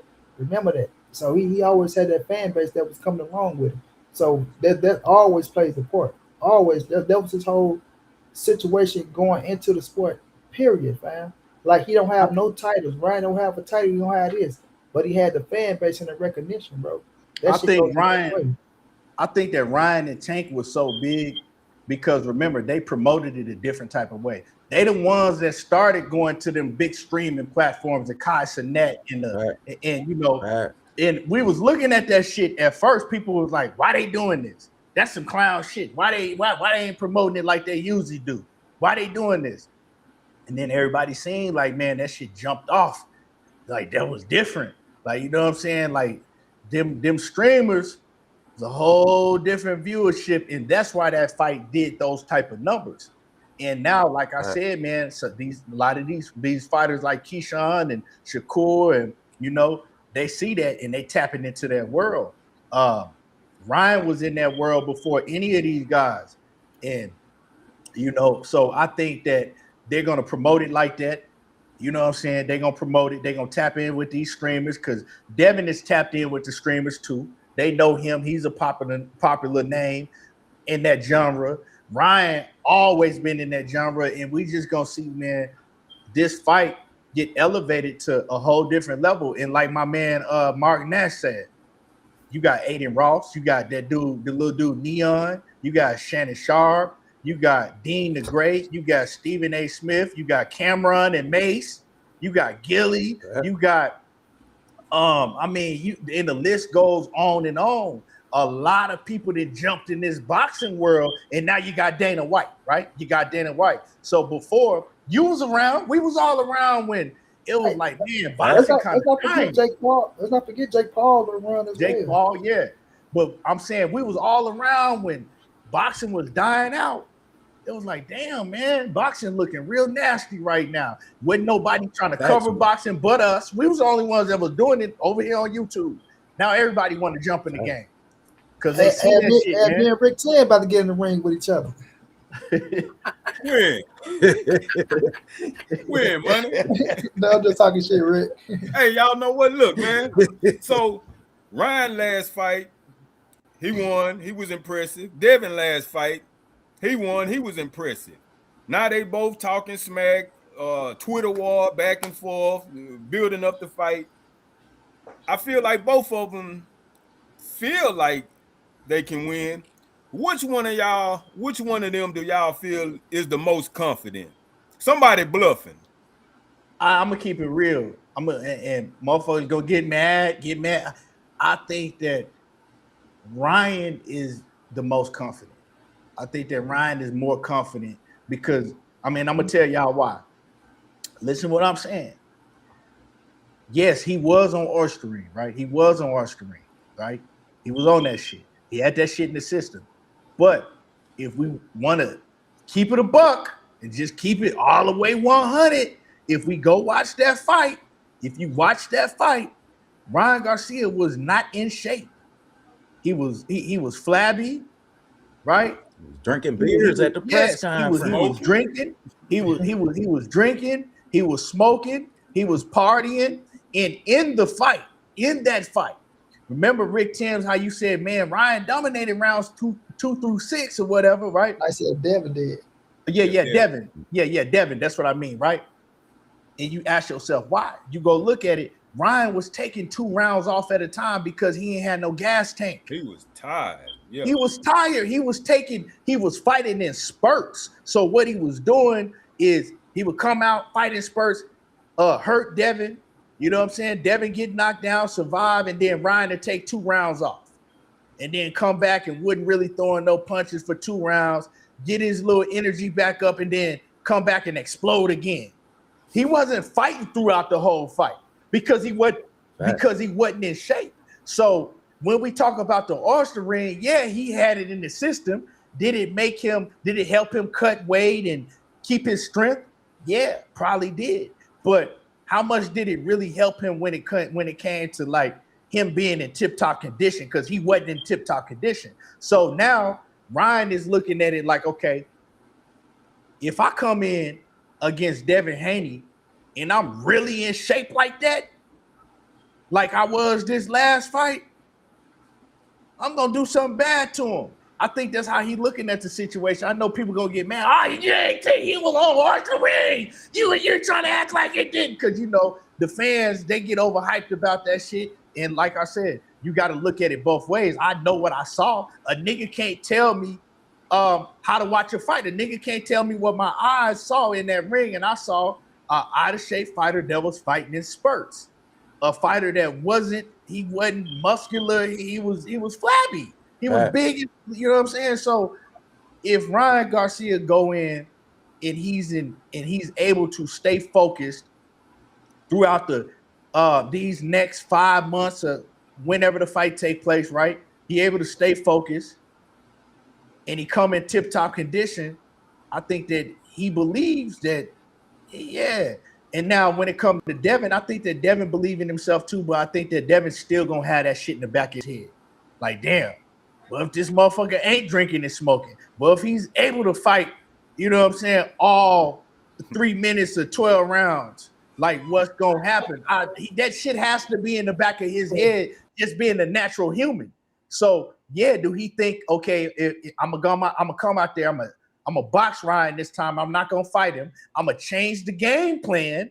There you And go. yeah, I'm not gonna come like I did last time. So Ryan is gonna see a different, more complete fighter, right, out of me. He gonna see a different fighter out of me, and he ain't gonna catch me with that left hook. But that shit's still gonna be in the back of his head. So my opinion is that I think that Ryan Garcia is the one that'll be more confident. But another thing, can Ryan Garcia stay focused? Can he do what he's supposed to do for another 5 months? That's the question, because we know that Ryan Garcia ain't got it all upstairs. He's not disciplined. And I think that Devin Haney is banking on that. I think that's another thing that Devin and Bill is banking on. Like, okay, he ain't gonna be able to stay disciplined for no 5 months.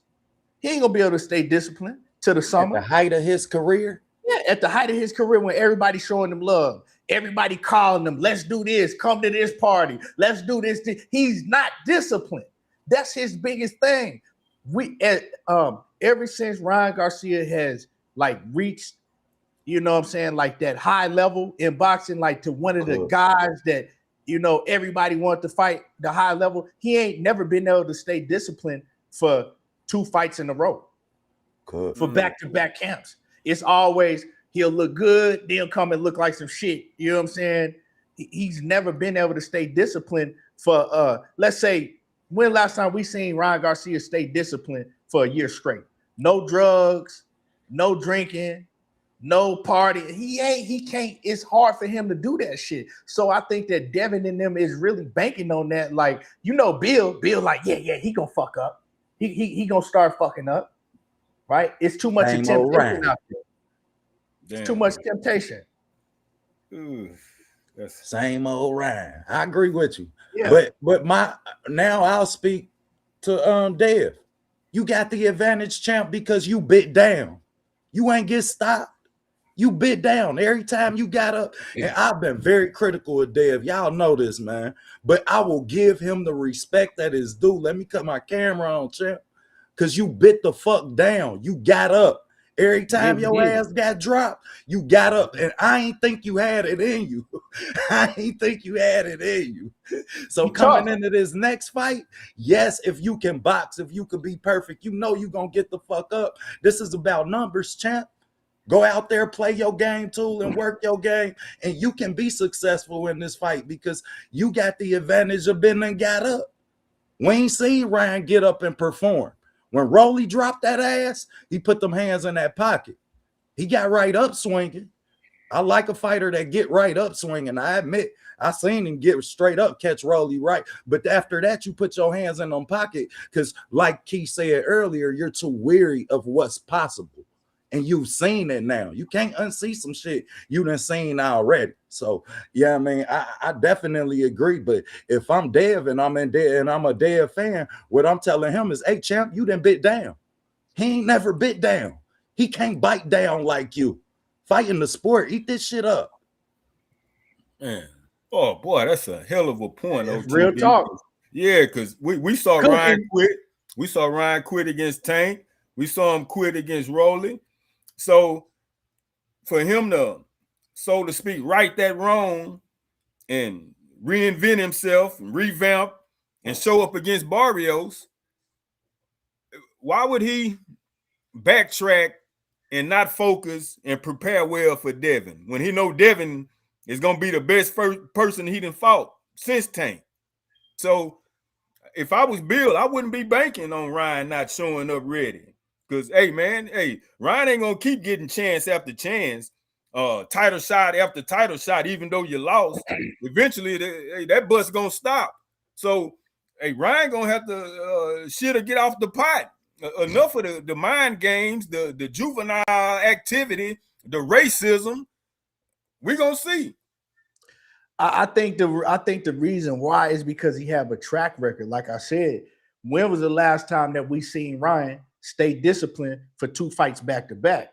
You know what I'm saying? It's like once he start getting that, once he get a big win and look good, he'll go out. He just, you know, he can't keep it together. And Ryan, people got to understand that Ryan is bipolar.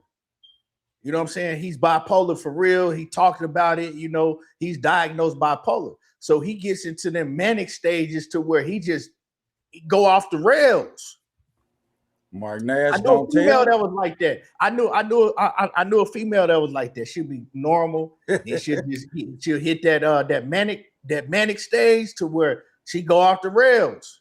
You know what I'm saying? And partying and drinking and just going wilding out. And then they'll get out of that and then they'll come back and then they be normal again. So it's like you looking at Ryan and Bill know him. They know him. They like, okay, when he gonna have one of them manic stages again? When he gonna go through one of them again? Because it's gonna happen. Mark Nash hit the nail on the head when he say discipline, because we know and we just seen Ryan use his jab for the first time ever. This is what make that fight intriguing. Dev discipline jab, Ryan actually using his jab is a different dynamic to the fight. Now we got a chess war with 2 hands, and I don't think we seen that in the first fight due to Dev footwork issues, which I got to give more credit to Bill and them because they fixed it. In the Brian Norman fight, you seen shuffling more, not that big ass drop step, which gonna make it hard for Ryan to land that jab if he's shuffling up tight. You dig, and working that jab. Now they punching together. When Ryan got the hand speed, but Dev gonna have the ability to goddamn it double and triple up on his punches when Dev is good at doing that. So shit, that's why I'm intrigued about that fight. I can't hold you, man. At the time in their careers, I think it's perfect, and I think we get the best versions of each fighter. Yeah, we have the potential of getting the best version of Ryan if he could goddamn it stay disciplined, stay in the gym, give us the Ryan we just seen that we've never seen before. And Dev, if you can goddamn it not resort to bad habits once you get in this hostile environment, because it's gonna be hostile. When you talk about them hooks you got hit with last time, this shit gonna get hostile. So we all know in boxing, what do you do when yeah, I mean, regardless of what you teach a new dog, new tricks. Shit, when it get hot outside, he do what he used to. Now you talking about going. But the thing is, the thing that's like you got to look at now, right? Let's say if Ryan do stay disciplined, right, for the next 5 months, which I don't think he will. I think that he gonna crash out somewhere in between. You know what I'm talking about? Because he got a track record of doing it, right? But let's say if he do stay disciplined, right, and he come in tip-top condition, right, in the Devin fight, Devin got to look out for that right hand now too. Ryan been working on that right hand. And we never seen him work on that right. We never seen him throw that right hand. You know what I'm saying? It was all left hook, left hook, left hook. Look, now he's been working on that right hand. So now not only do you got to worry about that left hook, you got to worry about that motherfucking right hook too. So it's like, man, this is a fight, man. Like I'm saying, man, this is one of them ones. And I want to get, I'm gonna read my dog Just Do come in real quick, but and then I'm gonna get to something that somebody keeps saying some shit, and I just seen it in the comments, and I got to go in. But one second, real quick. My man Just Do say he matching Mark Nash's donation. Shout out to my guy ETB. Just Do in the building. And man, I appreciate you showing the love and support, man. And y'all need to go to Just Do. He cooking every day. By far one of the best shows on this YouTube shit. You know what I'm saying? He ain't with none of that meat pushing shit. Right. He ain't with pushing them false narratives to make one fighter look like some shit and make he keep it all the way real. And it ain't a lot doing that in this YouTube shit for real. It's a lot of niggas that got agendas and on some real bullshit, but just do one of them ones, man. And he do that shit every day. And he put in a lot of hard work. Crazy. Yeah, he put in a lot of hard work. I know because I used to do this shit every day. So I know people don't understand, man. This shit is a lot of hard work you have to put in. You know what I'm saying? And he do it every day, man. And y'all got to go and show him some love and show up to his channel every day because he putting in the work, man. And he have great shows.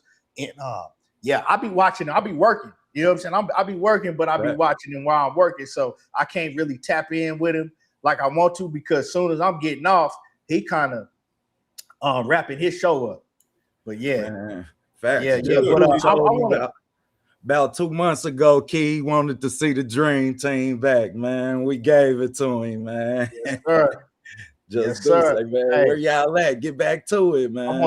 I want to address this, right? Because he didn't ask me this shit. He in the comments about it a couple times talking about Shakur, you know, afraid of shock, and now he say, why am I protecting Shakur Stevenson from O'Shaquie Foster?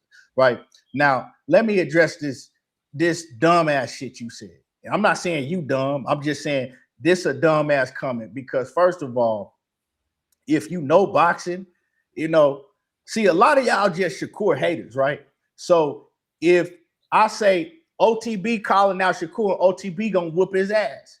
Y'all will run with that shit because it's Shakur, and knowing that these guys that y'all talking about can't fuck with Shakur, especially no goddamn O'Shaquie Foster, but y'all want to run with that narrative just because it's Shakur. Now, let's talk about O'Shaquie Foster. He beat Stephen Fulton. Okay. Stephen Fulton came up from 126. Stephen Fulton was at the weigh-in, right? Yeah. Not the weigh-in, the first press conference when they announced that they was fighting each other. The nigga about 5'5", but he was looking like he was 180 pounds. The nigga's stomach was all out here. Everybody was like, what the fuck is Stephen Fulton been doing? Like, why does he look like that? Bro, he showed a picture on the scale where he was like 176, Key. Yeah, like how is he gonna get down all the way to 130 pounds? Like, how is he gonna get down in what, like 6 weeks or whatever to 130 pounds to fight O'Shaquie Foster? Well, he did, and when they weighed in, he still looked like some complete shit. And he went in there and he fought like he looked, right? Stephen Fulton is not disciplined. He's one of them guys that, you know, he'll blow up in weight. You know what I'm saying? He ain't in the gym training because you could tell he wasn't nowhere near no gym when he got the call to fight O'Shaquie Foster. And then he'll go in the gym and try to suck down in weight, right? At the last minute. Like Stephen Fulton, you talking about O'Shaquie Foster because he beat Stephen Fulton? O'Shaquie Foster is a good fighter, but he ain't nowhere near on the Shakur Stevenson level. And you ain't beat the best version of Stephen Fulton.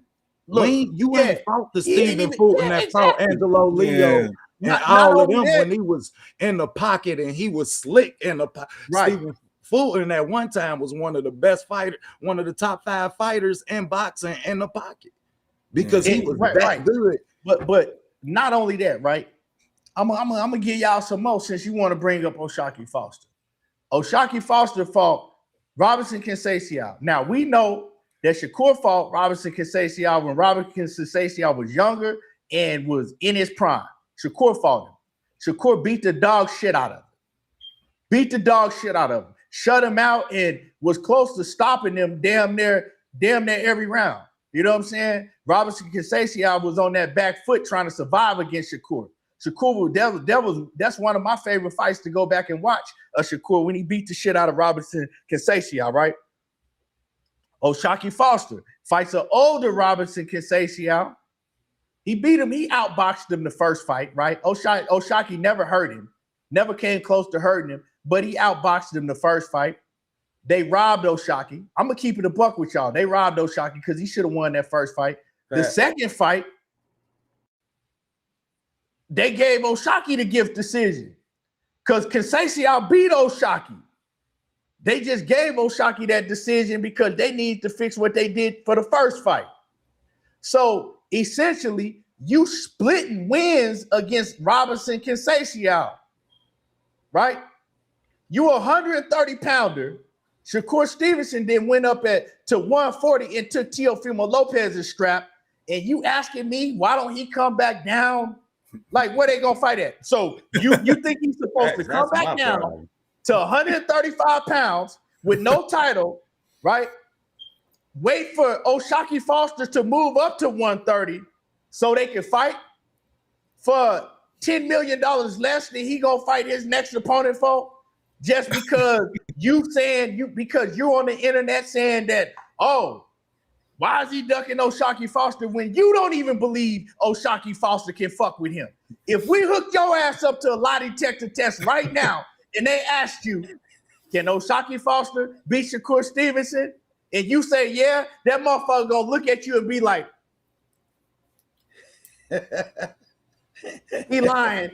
And you wouldn't put no money on that shit. And y'all know what y'all to do if he go fight O'Shaquie Foster. Why he fighting O'Shaquie? He was supposed to dominate O'Shaquie Foster. He was supposed to do that. Why he ain't fight Gary Antoine Russell? Why he ain't fight them guys at 140? Why he ain't fighting? He should have been trying to make a fight with Tank. Because I know you a Tank fan saying that shit. I know absolutely who you rocking with. You're a Tank fan, and you O'Shaquie Foster. Come on, man. O'Shaquie Foster. I didn't see O'Shaquie Foster lose fights before. I didn't see O'Shaquie Foster have to get a 12-round knockout. Getting his ass whooped. He had to get a knockout because he was behind on all scorecards. He had to get a knockout, a last-second knockout to win. So, like I said, man, you don't believe that ain't nobody in this building that know boxing that got any type of common sense can make me believe that you believe that O'Shaquie Foster can beat Shakur Stevenson. O'Shaquie Foster can't beat the guys in his weight division. I don't think O'Shaquie Foster can beat Espinoza at 130. I think that Navarrete put hands on O'Shaquie Foster.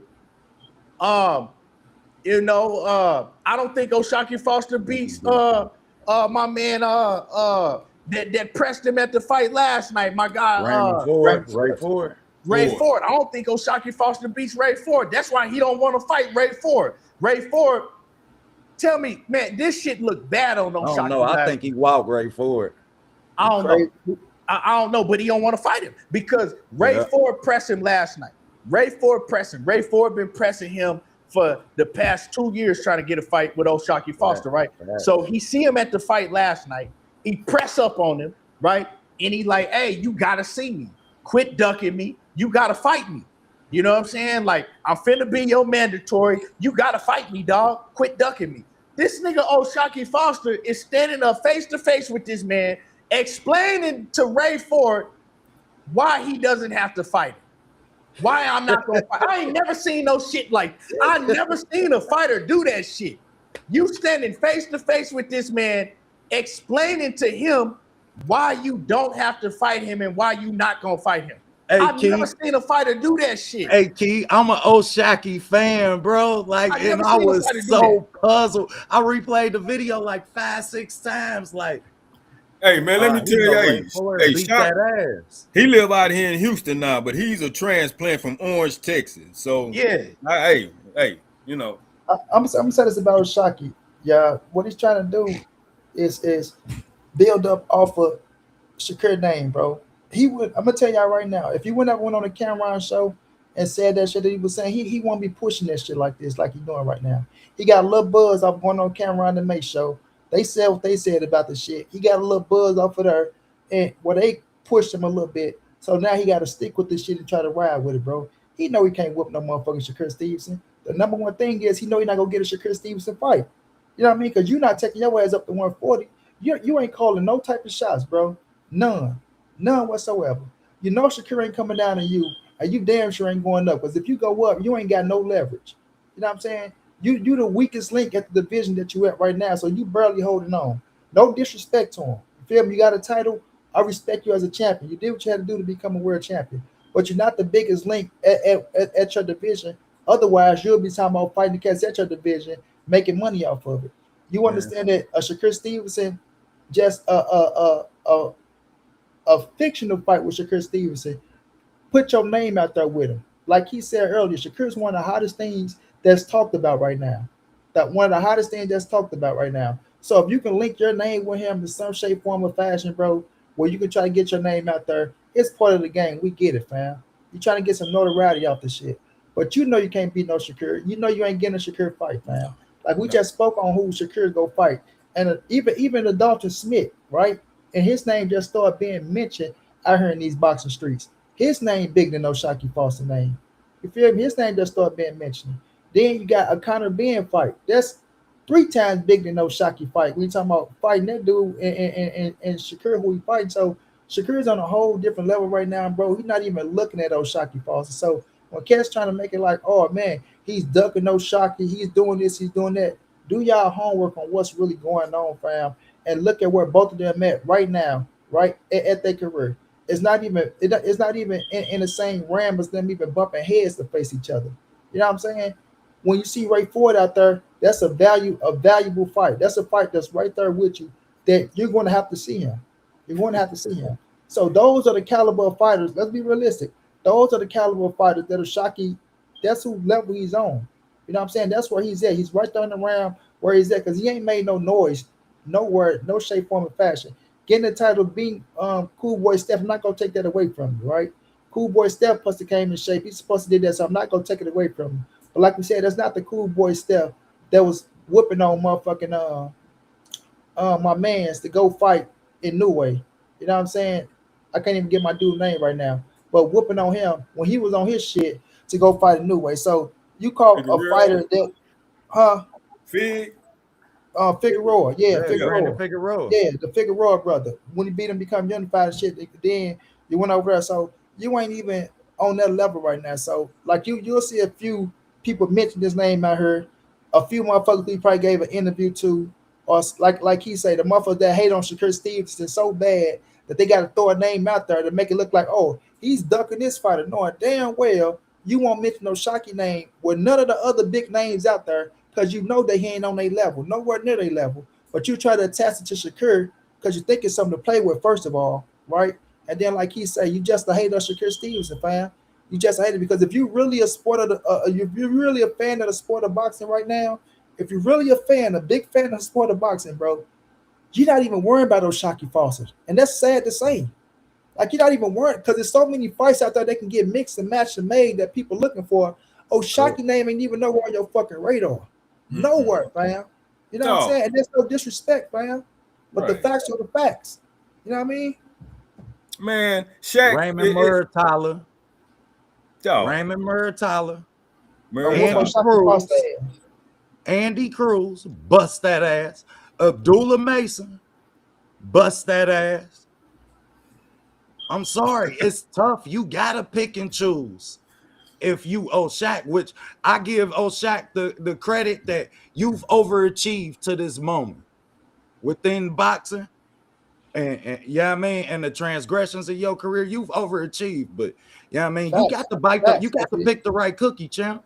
Dog, it's like Shaq calling out Shakur is equivalent to somebody in JV football starting calling out a varsity member. Right. Shakur 3 years starting on varsity, and Shaq just got brought up to varsity just for the playoffs. He's not even gonna get in the game. He's just on the sideline. No, he ain't talking about jumping up 10 pounds. He ain't about that life. He just bumping his gums. But look, Key, when you mentioned backing up to Devin and Ryan, when you mentioned Devin got to watch out for that right now, I thought that's so true. And would that transform Devin back into yellow tape Devin? Caution.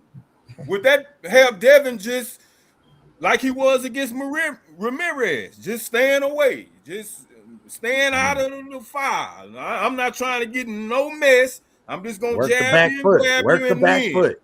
He ain't Work the crossing back that gun foot. line. He ain't gonna cross that gun line, Rick. Man, I think that's I think that's how I think Devin that's how he gonna fight that fight, a lot of that fight, because he know that he can beat Ryan Garcia if he fight that way, right? He stay cautious, keep his hands up at all times and just pop shot and move around, use the ring. I think that's the type of approach that he gonna go to, and then hold and hug. Because let's just keep it real, man. Let's go back to the second half of the Brian Norman fight. Probably like rounds 5 through 12, 6 through 12, whatever.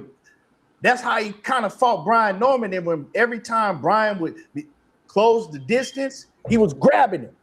You know what I'm saying? He now, of course, Brian was falling in with a lot of this shit.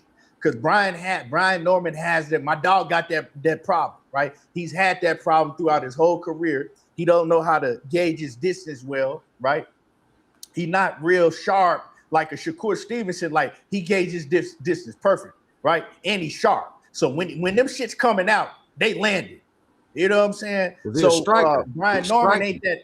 Yeah, Brian Norman's not that accurate, and he falls in with his punches, like I said, but he's still hella young, so he's gonna get way better. But it was making it easy for Devin to clinch him, because that's what Devin is looking to do. Anytime you close the distance and you get in that range to where you can get your shit off, he's looking to immediately clinch you.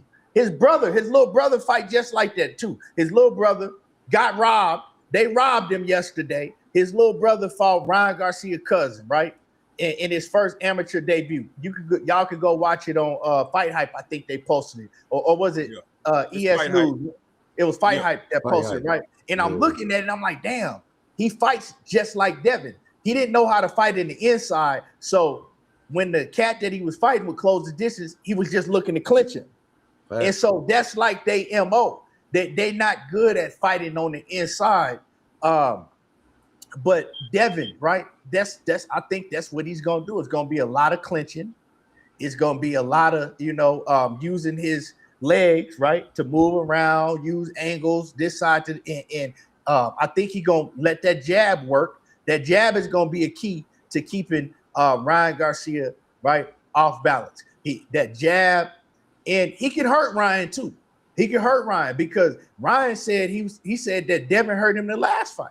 Yeah, you know what I'm saying? He said that Devin broke down the Ryan fight. Tank did. He said Devin caught him, and he said Devin punch felt harder than what Tank hit him with. He said he was never really hurt with Tank. It was just that was whatever. But he said Devin hurt him worse. He said Devin like cracked him, and he was like, "Oh shit, So Devin does have the ability to hurt Ryan Garcia. Like, I think a lot of that shit is mental with Devin, man, because Devin can actually fight. Like, when Devin let his hands go, like when he let them bitches fly, he can actually fight. He just don't throw enough. He throw 1-2, land the overhand right in. Cautious. Go back to the when he fought Linares. He was letting them bitches fly. Now, he ain't had no power, but he was letting them bitches fly. So Devin can actually fight, but he's so cautious. And a lot of people say that shit with Shakur. They be like, okay, well, and we ain't gonna say cautious. We just say defensively sound. Yeah, I mean, well, to me, ultra defensively sound. To me, defensively sound is what we see Shakur do. Like, you know what I'm saying? The gauge, the distance, block shit, come back, right? I think Devin, is cautious because he looks to he looked to, like, when you engage, he can't capitalize off his opportunity. But he always looking to clinch. Right. It's the clinch shit. Like, he don't have no inside game. Right. Like, he don't even want to fight in the pocket. Yeah, like, he don't want to fight in the pocket at all. He just wants to clinch you. Like, but you tell him toe-to-toe, that nigga run all the way to the bus stop. Let's go toe-to-toe. Look at that fight. If you in his range, though, if you in Devin range, he can fight, though. He can let them bitches fly if you in his range. But if you close that distance, man, he wants to clinch. Man, when you miss, you got to make them pay. And don't clinch. Make their ass pay. Shit. I say this about Devin. I'm always say this about Devin, bro. He's a front runner. He just like Zab Judah, right? Which I ain't saying for us to fight style, because we know Zab got way more pop. But Devin defense is his legs, bro. Like if you look at him, his Yep. defense is his legs, bro. Once them legs get tired and he can't move, his upper body movement and like it's his brain process of really slipping punching like Shakur Stevenson, he's not a master at that, fam. Devin, he know how to get in, he know how to get out. Like you say, he's strong in the inside where he can clinch your ass. Don't get me wrong, he can make you miss some shit like if you see it coming and come back and counter you. But his Yep. defense is his legs, brother, where he can outthink your ass with the legs, where he can get in and catch your ass with some shit, like you say, Key. He can jump out and move around. So with Ryan Garcia, he gonna have to play that mind game with Ryan to where he can't go in there with all that Debo Dev shit, letting them super his head or talking about a knockout. I had picked him to win the first fight. I thought he would have been out there, been smart, used his head, outboxing Ryan, and stand out the way. But he got too cocky and too arrogant in that fight to where, like you say, Key, they thought which Ryan was out of shape, and they thought that was gonna play against them. I mean, so they thought they was gonna play against Ryan, but it actually helped his ass. It's like he said, Ryan was only looking for the one shots, the motherfucking left hooks. That's all he was looking for, the one big shot that he was landing on Devin ass. And he got cocky in that motherfucker to where he was taking what Devin was giving, and he knew Devin couldn't take what he was giving. So even though he was taking rounds off with Devin just to get his little momentum or just to get some win, he knew when he catch Devin ass, he was gonna hurt him. You know what I'm saying? So now with Devin putting on a little more weight at 147 and being a little more smarter, like you say, he's gonna have to play the smart game and not standing there and try to bang it out with Ryan Garcia. Like you say, Key, I believe Ryan go come in shape in this fight. I believe Ryan go stay focused for this fight. I think if he beat Devin, I think he go off the hinge. I think he start fucking up then. But I think he stay on point because he understand how big this fight is. He know that Osterine shit. That fuck with him when Bill got to screaming, Osterine. I think that fuck with Ryan Garcia to the point to where he want to go out there and if you beat Devin, he can say, well, what about the Osterine now? So I think he gonna be on point for this fight. He gonna have a big chance to win this fight.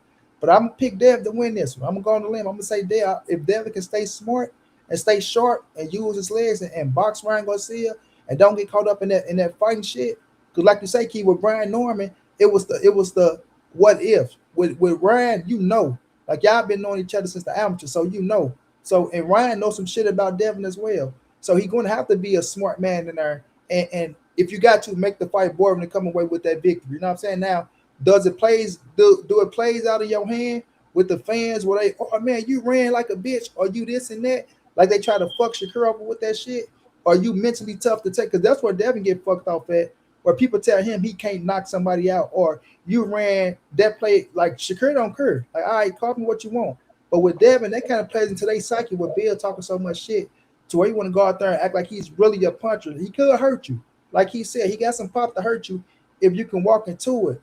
But that's some shit like, I'm not gonna say that he can crack, but if he can catch your ass like with your like throwing with each other or you being lackadaisy, he can hurt your ass. But it's gonna come down to, is he smart enough to go out there and get the victory? Or if you is winning, do you try to go for it and give random opportunities to catch your motherfucking ass on the chin? Because if Ryan come out and catch him early or hurt him early or something like that, it's gonna be a bad day for Devin because he gonna be trying all day to try to get that shit back. So I think Devin's gonna be real cautious until he settle into the fight. You know, right? And like you said, if Ryan come out there and hurt him early, I think if Ryan is in shape, if he can stay focused, it might be it might get worse than it was the first time. You know what I'm talking about? But Devin is a lot stronger now at 147. He's strong, man. He's strong. So Devin might be able to use them legs and not slow down for 12 rounds.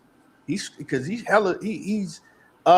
think that he was one of the guys that was really sucking himself down in them weight divisions. You know what I'm saying? Because you weigh in against Regis Prograis the next day of the fight, and you 176 pounds fighting at 140. Mm-hmm. You know what I'm saying? Like that. Come on now, dog. Man, we were saying that shit then. I know y'all remember we were saying that shit then. Like, man, this shit is out of hand. Like, and he didn't even look healthy. We looked at him one day and was like, man, he looked like a skeleton. You 36 pounds over the weight. You gain how you gain 36 pounds? Or no, wait, no. Regis said he was 166. My bad. 26 pounds. Yeah. Yeah. He was 166. That's still a lot. How you gain 26 pounds in 24 hours? Like that shit crazy, dog. And Canelo's did it too. You know who told me personally that Canelo did it? When Canelo fought Amir Khan, I went to that fight. And then after the fight, that same night after the fight, me and Amir Khan, like we was staying like in the suite that was right by each other, you know. And me and my partner, we was chopping it up with Amir Khan, and he was like, man, we was like, how you feeling? And he was cool, you know. He was there with his pops. He was talking like he ain't even had nothing on his face. Like you couldn't even really tell he was in the fight. He had like a one little red mark right there from Canelo, but other than that, you couldn't even tell he had been in the fight. So he was talking or whatever, and he was like, man, now Canelo need to go fight somebody his own size. He said the biggest thing, he said, I didn't know he was gonna be that big. He said, man, he weighed 186 pounds tonight. He was like, and remember, they fought at like a catch weight of 152 or something. Yeah, it was 50 something. Yeah, it was like 152 or 154. Was it no 155? I think it was like 150. 155 for the 155. Yeah, it was 155. And he was like, he told me, he was like, Canelo weighed in tonight he was 186 pounds. He was like, man, I didn't think he was gonna be that big. He said, so yeah, he was like, you know, he was just so big. He was like, you know, his punching it overwhelmed me because, you know, he was so much bigger than me. Yeah, but we done seen Canelo. That's because y'all know you don't drop muscle. You only dropping water. And it's a video where I seen him. Man, it was so much. It was puddles of fucking water in his fucking hoodies, and man, he had that sweat bag suit on. Man, he took that shit out. It was Canelo. Who Canelo? Yeah, bruh. He show it to you. Like he take his hoodie off and wring it out. Bruh, it's puddles in that bitch. Like, god damn. And I think that's one of the reasons why Ryan Garcia was on that oyster ring last time. I think this is my opinion, and I've always thought this is what happened because he was not in good shape. I think what happened is all that partying, all that extra bullshit he was doing, he couldn't get that weight off. And I think that, you know, he had hollered at somebody, was like, hey, you know, if you take this for a little while, you know, it'll help you cut this weight and you won't lose, you know, all your muscle mass. Like you won't be as drained. You know, I think that's what happened in that situation because he was fucking off so much he couldn't get that weight off. And so he started taking that. He still felt the weight, didn't he? He still didn't make the weight, did he? Man, he still couldn't make the weight because he was so heavy. They said he was 15 pounds. They said he was over 15 pounds, right? Like less than 24 hours before they had to weigh in. Uh-huh.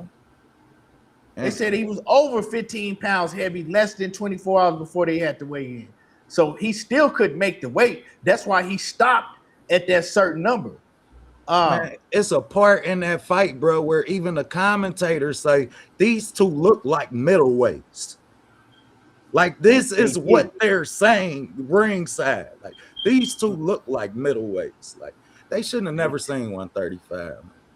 Hell no, bro. Shouldn't have never seen it was, but you get in the weight division, right? And you grow out of it. But then in their situation, you still got these guys that you've been trying to fight for years, like the Lomachenko. And they're looking at it like, okay, I need to stay at this weight class so I can get that name.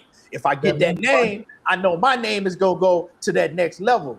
And that's what happens, you know, to a lot of these guys that stand in weight divisions like David Benavidez. You think David Benavidez wants to stay at 168, but he's staying there because he's like, I need to get these names. And he started knocking all of them down, right? He started to Caleb Plant, to Boo Boo Andrade, he knocking all of them down. But then it's still, I still need that Canelo name because these guys, they help my name grow a little bit, but they ain't really do what I thought they was going to do. But I need, if I get Canelo, let me stay at the weight a little longer to get this Canelo. And so a lot of these fighters do that shit. Now we got other fighters, right? They looking at the even playing field. They like, okay, now it's gonna level out. You know, a lot of people looking at Africa, Richardson Hitchens like that. Like, hey, nigga, you don't want to be on that even playing field. I'm not saying that. I'm saying that is the narrative, right? Facts. And because he definitely need to go up in weight. So a Facts. lot of these cats, man, they just stand at that weight because of the certain names, and then other ones is they don't want to have to fight nobody that's actually they same size or that's bigger than them. Man, you play Monopoly with a sport, you get beat. I mean, you play chess with this sport, you gonna get beat by a pawn. I'm gonna tell you what I know. And we just seen what kid just got upset last night. Was it Scooter Davis? No. Who just lost last night? Somebody just got upset last night, man. Got knocked out last night. I hope. Oh, that was Elijah Woods. Elijah Pierce. Yeah, Pierce. Elijah Pierce. My bad, Elijah. Man, you too big to be playing with this sport, man. Don't play with this sport because you're gonna end up losing to somebody that probably shouldn't even be in the ring with you. Like, we getting cheated as fans for not getting the fights that we feel like we deserve, and we mentioning you with people that's outside your class when really that's what this sport is about. And not only that, man, shout out to the boxers that stand on taking boxers out of boxing. These old boxers that's floating around, y'all young guys, man, beat that ass and walk them on out the sport. Pernell Whitaker, Chavez, we done seen plenty of, that's part of it. Like, that's what this sport is about. So shout out to Jermell Charlo for wanting that young dog smoke. You know what I mean? And shit. And my what I say to Boots Ennis is beat that ass and make it convincingly where he don't want to pick the gloves up no more, and we have to give you your just due. Ooh, man, not just for the name. I gotta bounce, fellas. But for how you do it. On that, what you just said, OTB. Speaking of Boots and all them 154, my question to leave y'all with is Earl Spence, June, 35 months inactivity. Tim Tszyu, 31 years old. He potentially gonna have 7 fights since the last time Earl fought, July 2023 against Bud. Is his stubborn, no tune-up mindset, is that wise this time? I think I'm gonna answer that. I'm gonna answer if I'll go first. I think picking Tim Tszyu, I think that's the best style matchup. That's the best fighter he could have picked. Now, if he had took his ass in there against Sebastian Fundora, he was going the same shit that happened to Bud was gonna happen. He was gonna, you know what I'm saying? He was gonna lick that canvas. And Errol Spence is my dog. Everybody know that's one of my favorite fighters by far. But I just got to keep it a buck. So I think Tim Tszyu is a fighter that presents a good stylistic matchup for him. That's gonna be right there how he like to fight. We know that Tim Tszyu, his chin and been tested several times. So I like the matchup. You know what I'm saying? Because with Errol Spence's persona, that no tune-ups, he can't just come back and fight a goddamn Ivan Redcatch. You know what I'm saying? He can't just come back and fight just to anybody, especially the money that he commands. You know what I'm saying? He want that big purse, and he want to keep his no tune-up persona. So I think that's Tim Tszyu is a good matchup for him. Now, the question is how he gonna look? We don't know. How's his chin gonna hold up when Tim Tszyu cracked that bitch? Because he gonna get cracked. How's he gonna look? We don't know, because 3+ years is probably gonna be by the time he get in the ring. It's probably gonna be over 3 years. I don't think he getting in the ring though. I'm gonna tell y'all that I don't think the fight happened. For one, I heard somebody was saying that Tim Tszyu had already been calling for somebody else. I forgot who it was. Somebody was like, Tim Tszyu had posted and called out somebody else, right? So that let me know that the Errol Spence shit ain't going how it's supposed to go. And then when Errol Spence was just asked, what was it, last week, was he coming back? He said, yeah. Well, nah, he said, he was like, I don't know, maybe. Like, maybe, you know. I saw one where he said, yeah. He like, yeah, for sure. He confirmed it. The one I saw. Okay, I seen one where he was just like, I don't know, you know, shit, we'll see. He was like, I don't know, we'll see. We'll see what happens. So I seen that. So to me, it kind of looked like he want to come back, but he's still kind of on the edge. People gotta think, right? His whole life has changed around since then. 3 years make a big difference. Now he's got settled in to that retirement life to where he with his kids every day. His kids they in sports. We see it because he posted all the time. They in sports, so he focused on getting them, to be great in the sports that they playing. He got the farm. He got a lot of shit. Now he got to leave all of that and go into a real training camp. He traveling. He taking vacations constantly. He out of town all the time traveling. I still think that he's training and getting the shit in because you can see he in good shape. To me, he look in better shape than he did his last fight already, right? So he's still training, but a training camp is different. Then you got to go with a whole different coach that you're not familiar with. Who you gonna get? You did what I'm saying? Who you gonna get? Who you gonna get to train you? Who do you have training you? Is this coach? Are you gonna be, comfortable with him like you was with Derrick James? Are you gonna do the same routine? It's a lot of questions. So don't nobody know how he gonna look because 3 years, man, is a long time out of the ring. In 3 years for him, to me, 3 years for him is worse than Sugar Ray Leonard when he took off 5 years. And I'm gonna tell you why. Not only because all of the accidents, you got to look at the inactivity beforehand. Before he didn't took this 3 years off, he was always inactive. You know what I'm saying? After the car wreck, he was inactive. You know what I'm saying? He fight once, take 15, 16 months off, come back, fight again, take another 15 months off. So it's too much inactivity. And it's like he wasn't a super athletic fighter. He depended more on the fundamentals, the breaking you down and shit like that. And that could help him. His fighting style, you know what I'm saying? Because he had more slowed down type of fighting style, but he had that high work rate. But his defense is going to have to be on point. And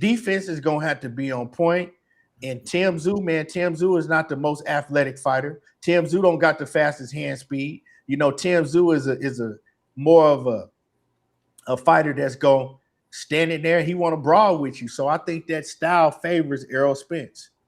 He ain't fighting no technician like a Terrence Crawford. He ain't even fighting somebody like Keith Thurman that could box your head off.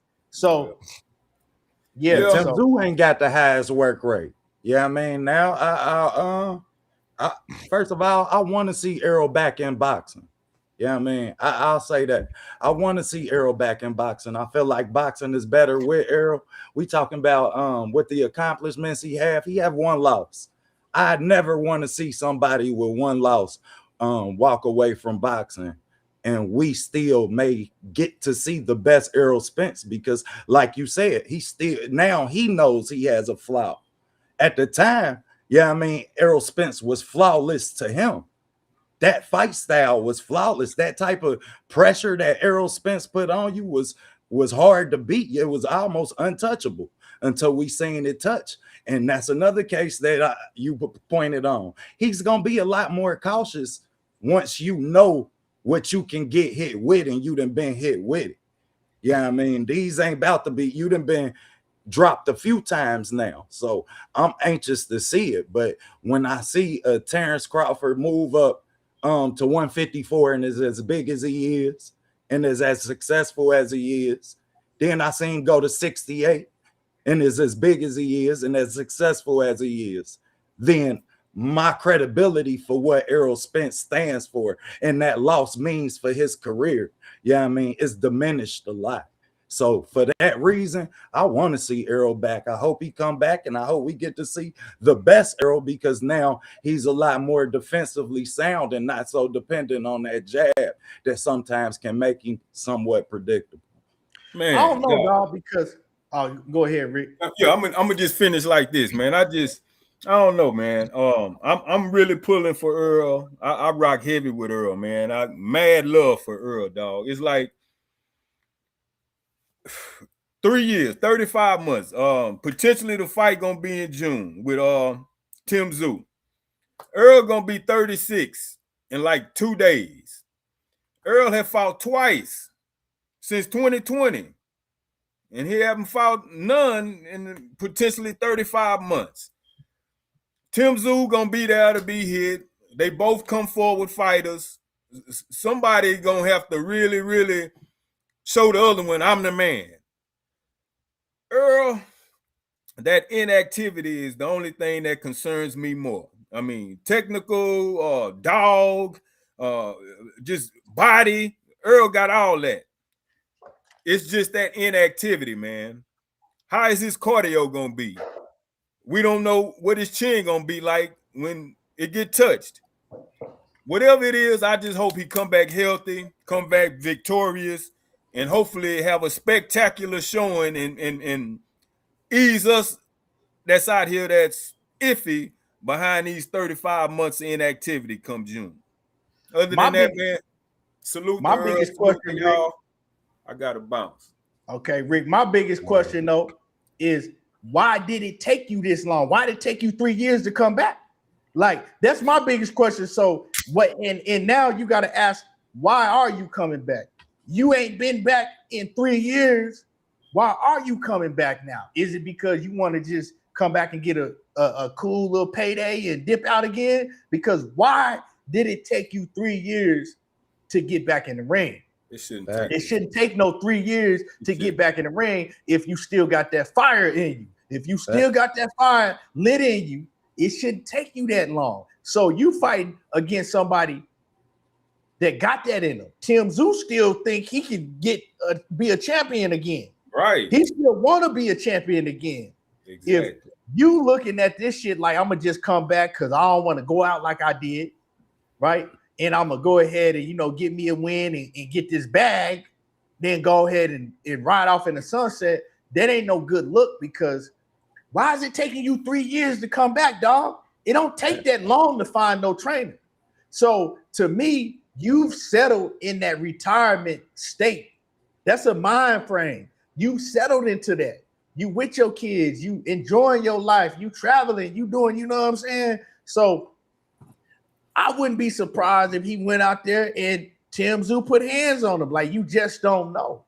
Because it's a mental thing too. It's like, why are you coming back? Well, it don't take 3 years. I hope not, man. But Facts, you right about that, Key. 3 years, that is. You start to get set. You didn't set it a schedule and a pattern. And you talk about going to camp now for 6 weeks where you, could be away from your kids, and you ain't did this in 3 years. That's tough, man. That's an adjustment on not just him, the support system around him. Like you said, the mentality, boy, that speak volumes for the mentality. And then you going in there with, Tim Tszyu, who ain't the most active fighter, but when he do go to hit you, he gonna want to hit you. So shit. Oh, shit. Hell yeah. Hey, all I know is I just hope this time off it's just been healing time. Eye surgery, get your wits back together, let your body fully heal. 3 years is excessive, but all I know is, man, I just hope it's been rest and not rust. We're gonna see in June, man. But I'm gonna holler, y'all. I'm a peace, baby. Yes, sir. If I'm gonna it get is ready to wrap it discipline, up. though, if it is discipline, bro, then the money ain't gonna do it for you. The money ain't about to keep you disciplined. But I think he's disciplined. But is he fighter? Is he boxer? Like a discipline, like, because it's it's discipline. Okay, I'm gonna keep myself in shape. I'm gonna, stay, kind of like sharp, in the gym. I'm gonna just eat right and things like that. But I'm not It's a hunger in training camp, right? In here with these young dogs, every day sparring and running and doing the shit that I have to do when I was at the top of my game. Are you disciplined doing what you was doing when you was at the top of your game? So I don't see how you could do that and then do all the other things that we see him doing at the same time, because some shit got to be cut out. When it's Yeah, and I look at it like this too, Key. The number one thing, well, even getting back in the ring, bro, is having somebody that you can depend on in your corner. I don't think he's comfortable with them trainers out there. I don't think he's comfortable with a Roy Jones or with trainers they looking. I think he's going to rock off them dudes, and I don't think he's getting what he's looking for, like he was getting with a Derrick James. You know what I mean? But that's going to be the biggest decision that he's going to make, going out there going to war with somebody. Are you comfortable with who is in your corner? So, like you say, Key, it probably come to a fact to where he do pull out, man, and be like, you know what, man, I'm gonna get this shit to go, but this probably ain't the best look. Because like we say, bro, 3 years out, man, you can't tell me within 2 years if you're coming back or not, man. Right. In them 2 years, if you're coming back. When it gets to 3, almost pushing 3 plus into 4, you know what I'm saying? You too indecisive. You're too indecisive. You know what I mean? So what is like I say, when people be talking about a money grab, things of that nature, you ain't coming back against the TMZ talking about no money grab. You trying to take this most looking at the landscape and take the least danger as possible. That have a name. The least danger that have a name. So you looking like, okay, this motherfucker been out the ring for a minute, this, that, and the third. Like he wasn't stupid with that motherfucker Sebastian Fedora. Facts, man. Shout out to Al, man, because Keith Thurman got Fedora. Could it be, like we say, could it be, or man, I want to let my body heal, this, that, and the third, but it don't take 3 years for the, you know what I'm saying, what you went through, fam. Like it could heal in a year easy. Yeah, if it take you 3 years, it's mental.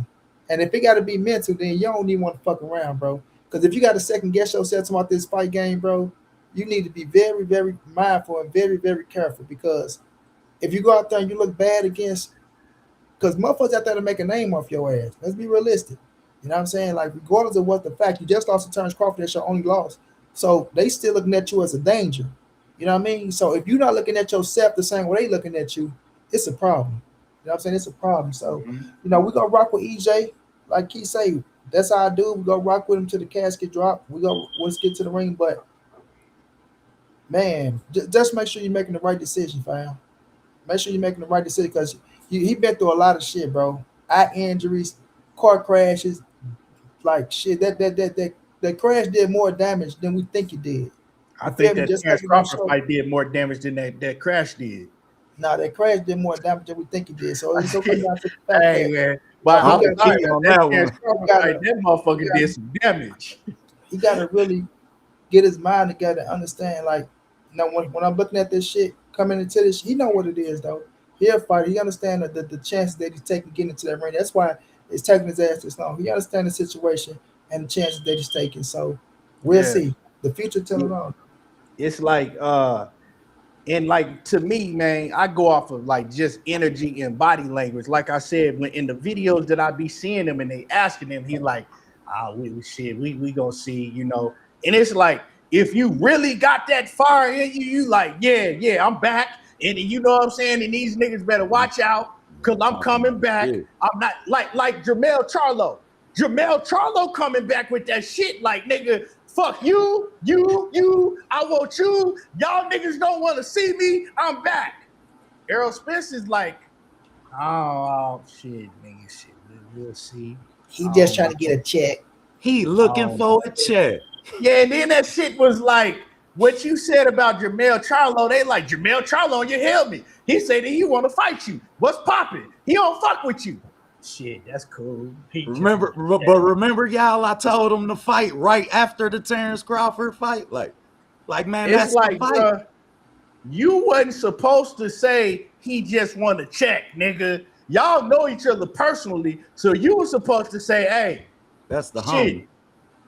That's the homie. But like I ain't got no beef with old boy, but if you feel that type of way, tell him to hit Howler, or we can get it popping. Because both of y'all been out the ring almost the same time. Right? Almost the same amount of time. Why is it he just want to check? Y'all ain't with Derrick James no more. Y'all don't fuck with each other no more. So y'all, that if you was really feeling like, okay, I'm that nigga that I was when I was that nigga with the shag, when I was allegedly putting hands on Charlo in them training camps, if you were still that nigga in your mind, ain't no way he would have been like, he just want to check. Now, remember the Earl Spence before, Key, the Earl Spence before, hey, long as the money right. Hey, yeah, bro. Remember the Earl Spence before? If And the Cholo money was right, Cholo was He the one don't- saying this my brother. But this He- nigga Earl, if the money right, but now he not showing me that he believed in himself like that. Because y'all know that is a fight on the damn, even good playing field, point. right? Good That's a point, fight that's John. on the even playing field. Y'all been out of the ring around the same amount of time. You know what I'm saying? Errol Spence fought in July, Jermell fought in that September. So y'all been out of the ring around the same amount of time, right? Both of y'all you ain't got Derrick James no more. He ain't with Derrick James no more. And that would be one of the biggest fights in boxing that will sell out Dallas Cowboys Stadium. You know what I'm saying? The storyline about it, the way that shit, come on, man. And you gonna tell me that PBC wouldn't love to put that shit on Netflix pay-per-view? And you talking about he just want to check? Nah, nigga, I wouldn't. And Arrow, my guy, but I was not feeling that type of energy, dog. I wasn't feeling that. So that's letting me know that your mind, as far as being that dog you once was, you ain't that no more. You ain't that no more. So if you just gonna come back with that type of mind frame, you might as well stay retired. I don't have no problem with not seeing him in the ring again because it's been 3 years. Right. You know what I'm saying? I don't want to see him go out there and get hurt or go out there and even look a shell of himself. And that shit really gonna turn it. That shit's gonna make him look worse than it did with Bud, because now you still got you still can say, well, it was Bud. You know what I'm saying? Bud is like that. You can't say nothing because he got beat by Bud. Bud is that nigga. But if you go out and get whooped by Tim Zoo, and we know you ain't getting that, it's over with after that. So it's kind of like, man, your back is up against the wall. You might, if you ain't got it in you no more, if you on that type of mindset, you might just want to sit this one out and go ahead and, hang it up and retire. Facts, bro. Like you said, you got to second guess yourself that much, bro. Because like we said, kid, you would have been back after all this time, bro. You would have been back. So yeah, it's a lot of second guessing going on. It's a lot of, you and your girl laying down, you talk to her ass with a lot of if, ands, and buts about this shit, talk to your family. Because you would have been back, bro. So now, you just want to test the waters and shit like that. So like I said, kid, we ain't seen you in this long, bro. And and everybody got their Terrence Crawford ass whooping out their system. You got it out your system now to where you can show up at fights and shake hands and take pictures and shit like that. Don't guard her and for real, bro. And that was Terrence Crawford we talking about. Hey, you come, he trying to sneak that shit in. Hey, Arrow our dog, man. I ain't sneaking in. Arrow our dog, but sometimes you just gotta laugh at your dog. It's true. That nigga wouldn't go. That nigga wouldn't go in nowhere to no fight. Nigga wouldn't go near an arena. Nowhere, bro. You hear me now? Shit, because you got that shit out your system now. You know what I'm saying? Nigga didn't even go to Jamal and Jamel fight. He's like, shit, I'll FaceTime me after y'all get done. Like, nigga, what? Nigga trying to FaceTime you after the fight over. Like, I nigga, thought the nigga was in the back in the locker room.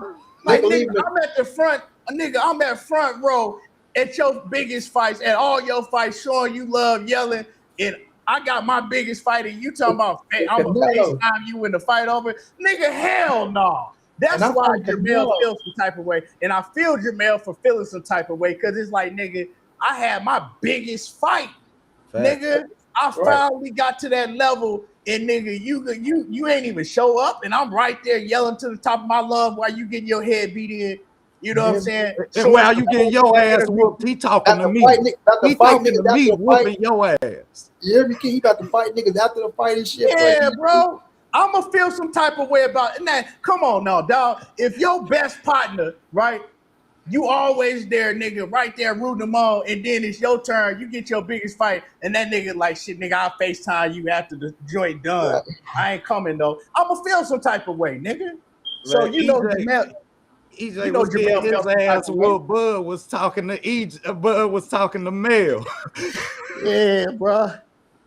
Hey, and you ain't fucking with me. I damn near took an ass whooping with you. For real. OT, that's all. OT, you got to fight after the fight. OT, you got to fight niggas and shit. You hear me? Not to get jumped and shit. Console you and shit. Two sides. Hey, that's kind of like a nigga jumping on your ass and you and your partner came together and that nigga like, hey, shit, nigga, I ain't nigga, shit, nigga, I was That's trying to fight between off. y'all. Hey, Tupac off juice, Key.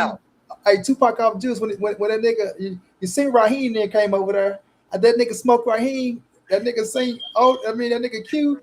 Them niggas turned around and went the other way on him. Hey, hey, hey, man. That shit was cold blooded, bro. When I seen that EJ didn't show up to that fight, I'm like, bro, that's cold blooded right there. We know what it was, bro. We know our niggas. Ain't no way, dog.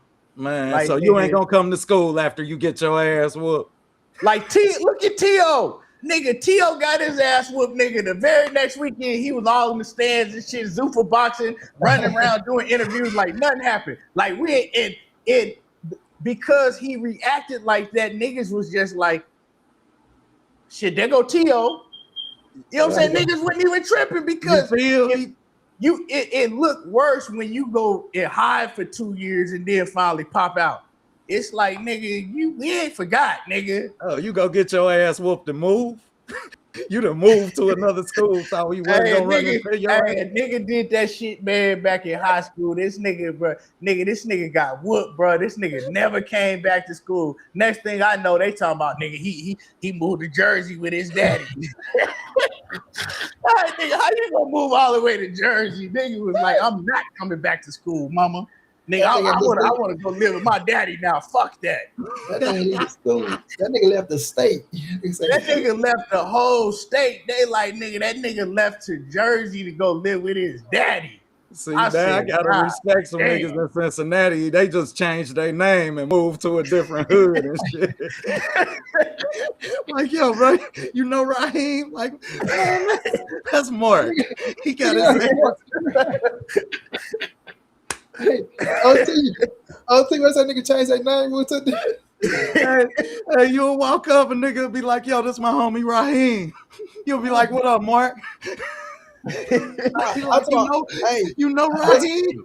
Hey, that's man, crazy. That's Mark. Chance that's beat crazy. his ass. I'm in a quote. I mean, my brother's in a quote with a nigga. We used to whoop his ass back in school, bro. I trying to whoop this nigga ass, bro. Nigga in the family grew up. No niggas, he got a little motion going and shit. So I called nigga by his whole government. I ain't gonna say it on her. Hey man, so and so said what's up. I say who? So and so said what's up, bro. I say who? I said man, I don't know no so and so, bro. He say yeah. He say you do know him, man. His name so. I say man, so and so. I say man, nigga name so and so. Man, that nigga ain't no motherfucking. I know nigga probably like God damn, but I can't change. Like nigga, don't get grown and drop your nuts, nigga. You still the same nigga. Change their name. Man, come on back to school. Come back to the bus stop. Nigga get the most thoroughest name out there. Nigga get a serial killer name. Man, if y'all get your soft ass up out here. Yeah, that shit was hard for EJ to take though, man, because you know EJ had that persona, dog. That shit was hard for us to take. Think about EJ had that, but EJ even had that persona. EJ had that persona in the streets though. Like in the streets, EJ had like they was like, man, EJ be putting hands on niggas in the D. Like they had to tell that nigga a couple times, like, nigga, you gotta stop. Like, nigga, you a boxer. One of these niggas gonna kill you out here. Like, he had that persona, like that. He was, you know. So like for him to really take that you know that was tough on him, and you could see but you show it more when you hide, nigga. You can't hide. You gotta pop out, like, hey, you know what I'm saying? Shit, it just wasn't my night, but who else wants some? If he had a pop out, it was like, nigga, you can't beat me. Hey, bro. Hey, that's exactly what I did. Hey, motherfucker beat me up. Man, what? Get to laughing. Taking off on your shit. You can't whoop me. Nigga, you can't do it, nigga. Get out here. Let's go. I ain't never took an L in my life, bro. But one time, I ain't gonna lie, this nigga Will Franklin, he played for Mizzou Tigers and shit. All I asked went to tournament together, bro. So we get on the school bus, we went to middle school and shit. You know how nigga just be shooting Louis in the air and shit? Man, this nigga spit in the air, bro. Why that shit had to land on me? That shit land on me, bam. So I go spit right in his face. Just the tallest nigga on the bus, bro. Cocky than a motherfucker. I go right to that nigga, spit in his face, Key. Pooh. That nigga stood up, mushed my ass. Boom. I flew back. He ain't stand up yet. Nigga, I stood up. Watch it. That nigga stood up. I say, phew. and just walk to the back. Look, the little shortest nigga gonna come up to me and say, "Hey man, you cool?" I go, "Get your punk ass out my face." I'm talking this nigga Wiz. This nigga about 6'6", bro. This nigga like 14. This nigga like we'll play. This nigga like 6'6", motherfucking 200 pounds. I say, "Move, boy, you look, you this motherfucking big." Oh. We play like that all the time. Ain't yeah, we got playing. Cool though. We got cool. Nah, but I thought he did it on purpose though. But you know, a nigga just be no. I'm talking about where the nigga be like, you just gonna let that nigga mush you and you ain't gonna do that. Oh man, that's the homeboy. We play like that all the time. He was just playing. I'm going to the 6th grade. Will was a grade ahead of me. Matter of fact, I think was Will 2 or 1. I think he was 2. So we going to the 6th. I'm in the 6th grade, he in the 8th, but we end up getting cool and shit because we go to the tournament. Me, him, it was a gang guy. We ended up going to Mizzou though. We win little shit to go to Mizzou to the Tigers game and shit. That nigga ended up playing for Mizzou. Nigga was a Wolverine basketball player. Vashon played football.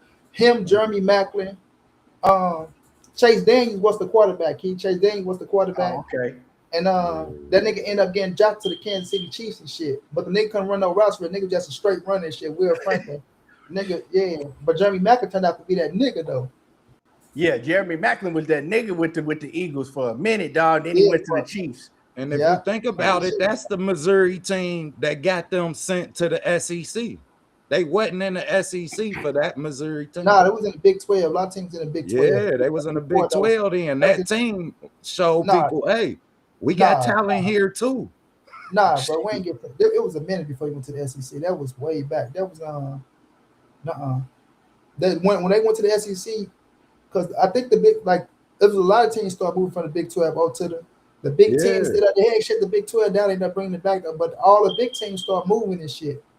So Mizzou had ended up going to the SEC, which I'm like, bro, I don't know why the fuck we're going, but we adapted to that bitch now. Now we want to top shot.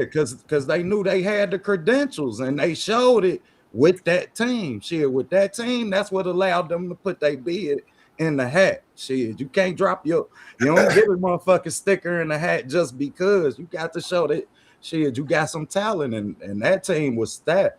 They had the gay dude, I think, then too. No, that was afterwards. It's my Michael That was afterwards. Hey, they say keep Spence name out your mouth. My bad, I'm sorry. Man, come on, man.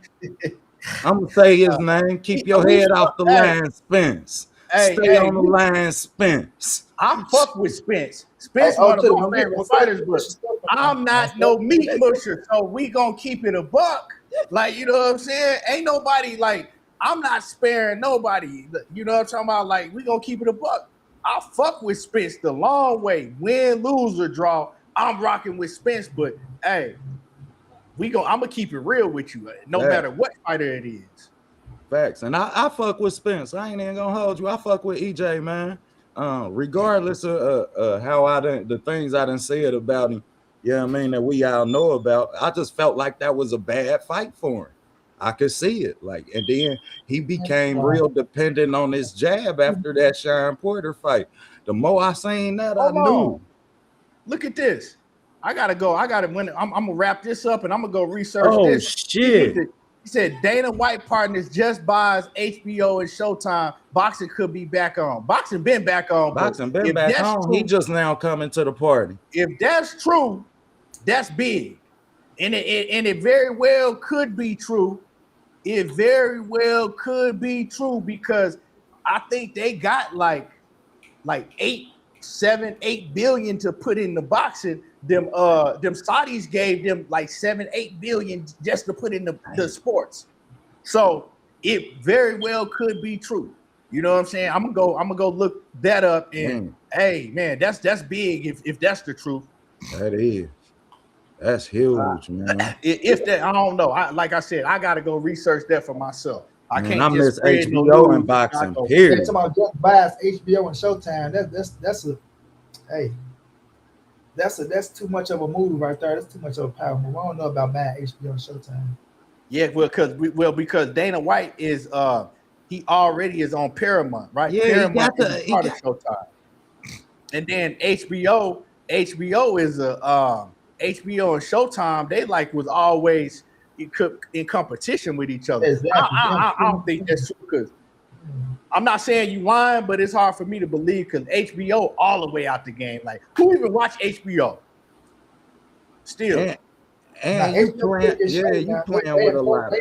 They partner up with a lot of shit right now too, because you know Game of Thrones, they got a lot of shows on there, but there's a lot of shit that goes on. You talking about buying them flat out. Now you talking about some slots or some shit. I probably believe that, but you talking about just flat out buying the companies. I can't believe that.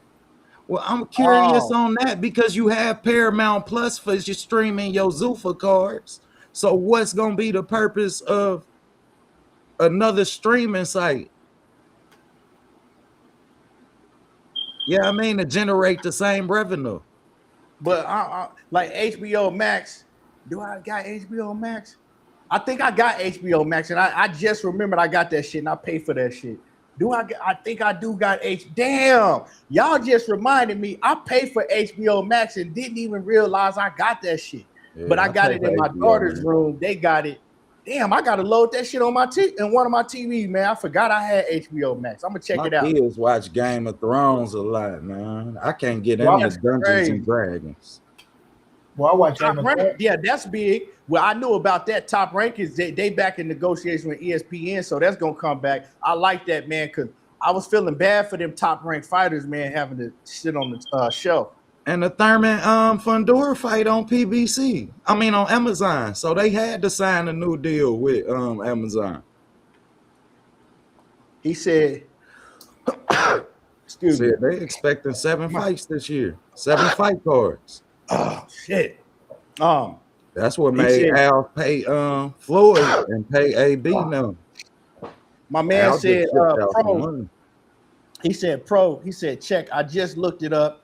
I clicked off you and went on there. He said, I watch all boxing channels. I said partnering. He said they're partnering.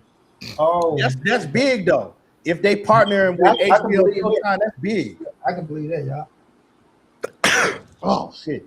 Yeah, because right now on Paramount Plus, you getting the same generated revenue numbers for their UFC cards and they boxing events. Yeah. Yeah, I mean, so I could see them doing that so they could try and separate the revenues and them two sports. Yeah, that's big though, man. We like boxing. It looked like, man, boxing is trending in a direction that's getting so big, man. It's gonna get back to like it was in the 80s and the 90s. Damn. Facts. My allergies, man. And boxing got the talent right now to give it to it. Yeah, I mean, we have the talent.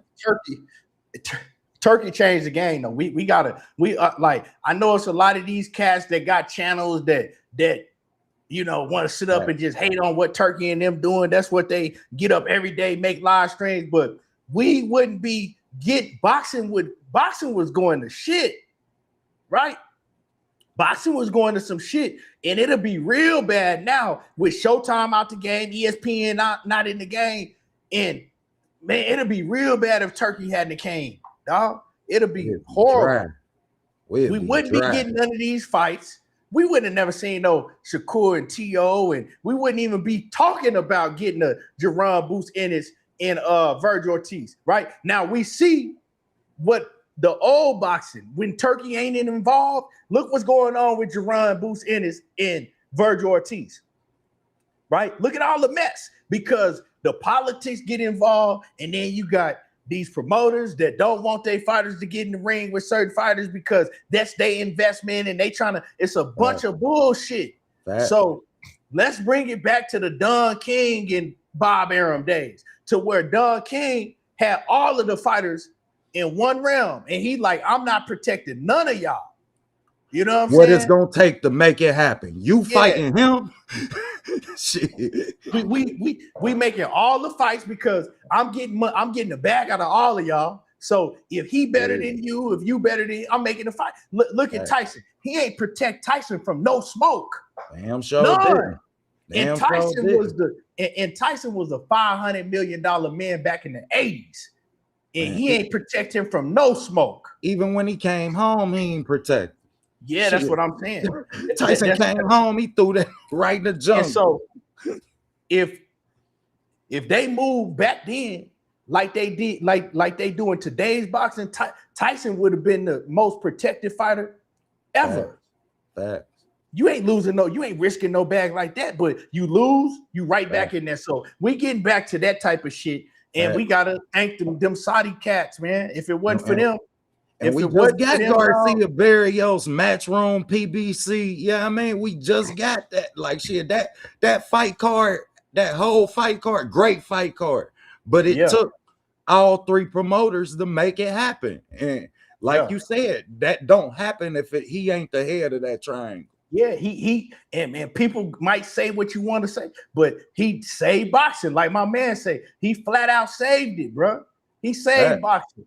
Because we was gonna continue to go in the direction that we was going in.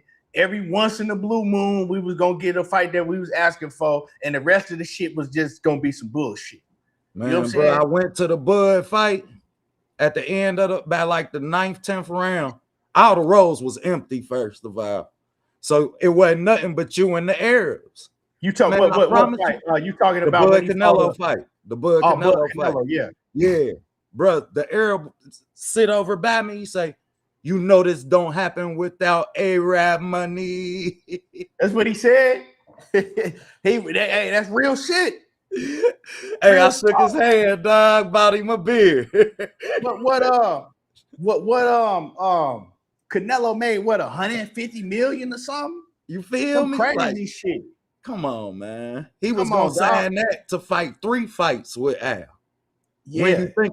When you think about the context of what we was gonna get as fans, he was gonna sign that to fight because we wanted David Benavidez to be part. You got to think, man. What was happening is you had the guys like, say, a Tank Davis, right? A Canelo.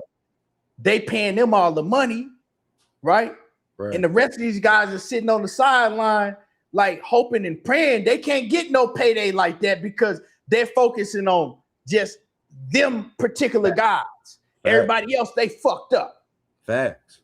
You know what I'm talking about? So it's like now it's open. They opened it up for everybody. As long as you fighting the best, everybody eats beef.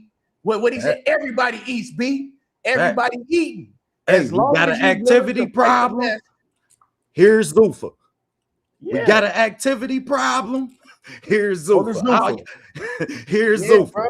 So come earn your right. This shit is lit, man. This shit is lit. I remember I used to have to, like, real talk, man. I remember covering the sport, right? Like, real talk, man. I would run out of shit it wasn't nothing to talk about for a minute. It was like niggas having to do lives every day. It was like, nigga, ain't really nothing going on. Bro, it was dry, nigga, nothing was going on. Niggas was having, you know what I'm saying? We had niggas out here that was making shit up just to make content. Niggas was really making shit up that didn't even exist just so they could just keep up the content because there wasn't nothing going on in boxing. And this shit was ugly, man. And bro, while we was gone, like a lot of that was, we would have to predict. Yeah, I mean, hypothetical. Yeah. Real talk. Shit, scenarios that ended up coming to fruition. Right. Like, yeah, I mean, giving your channel the right to look forward. Yeah, I mean, we always look for what's next in boxing, what's next in boxing. And that's a gift that you got, Key, man. Keep that shit, bro. Yeah, I appreciate you, man. But man, I appreciate everybody coming up here and rocking. We, you know what I'm saying? We hitting that 3-hour mark, man. Everybody in the build that's still in the building. Make sure that y'all smash the like button before you get up out of here. I appreciate y'all, man. Hell of a show. And y'all already know how I do. There you go, talking that boxing again. And I'm gone.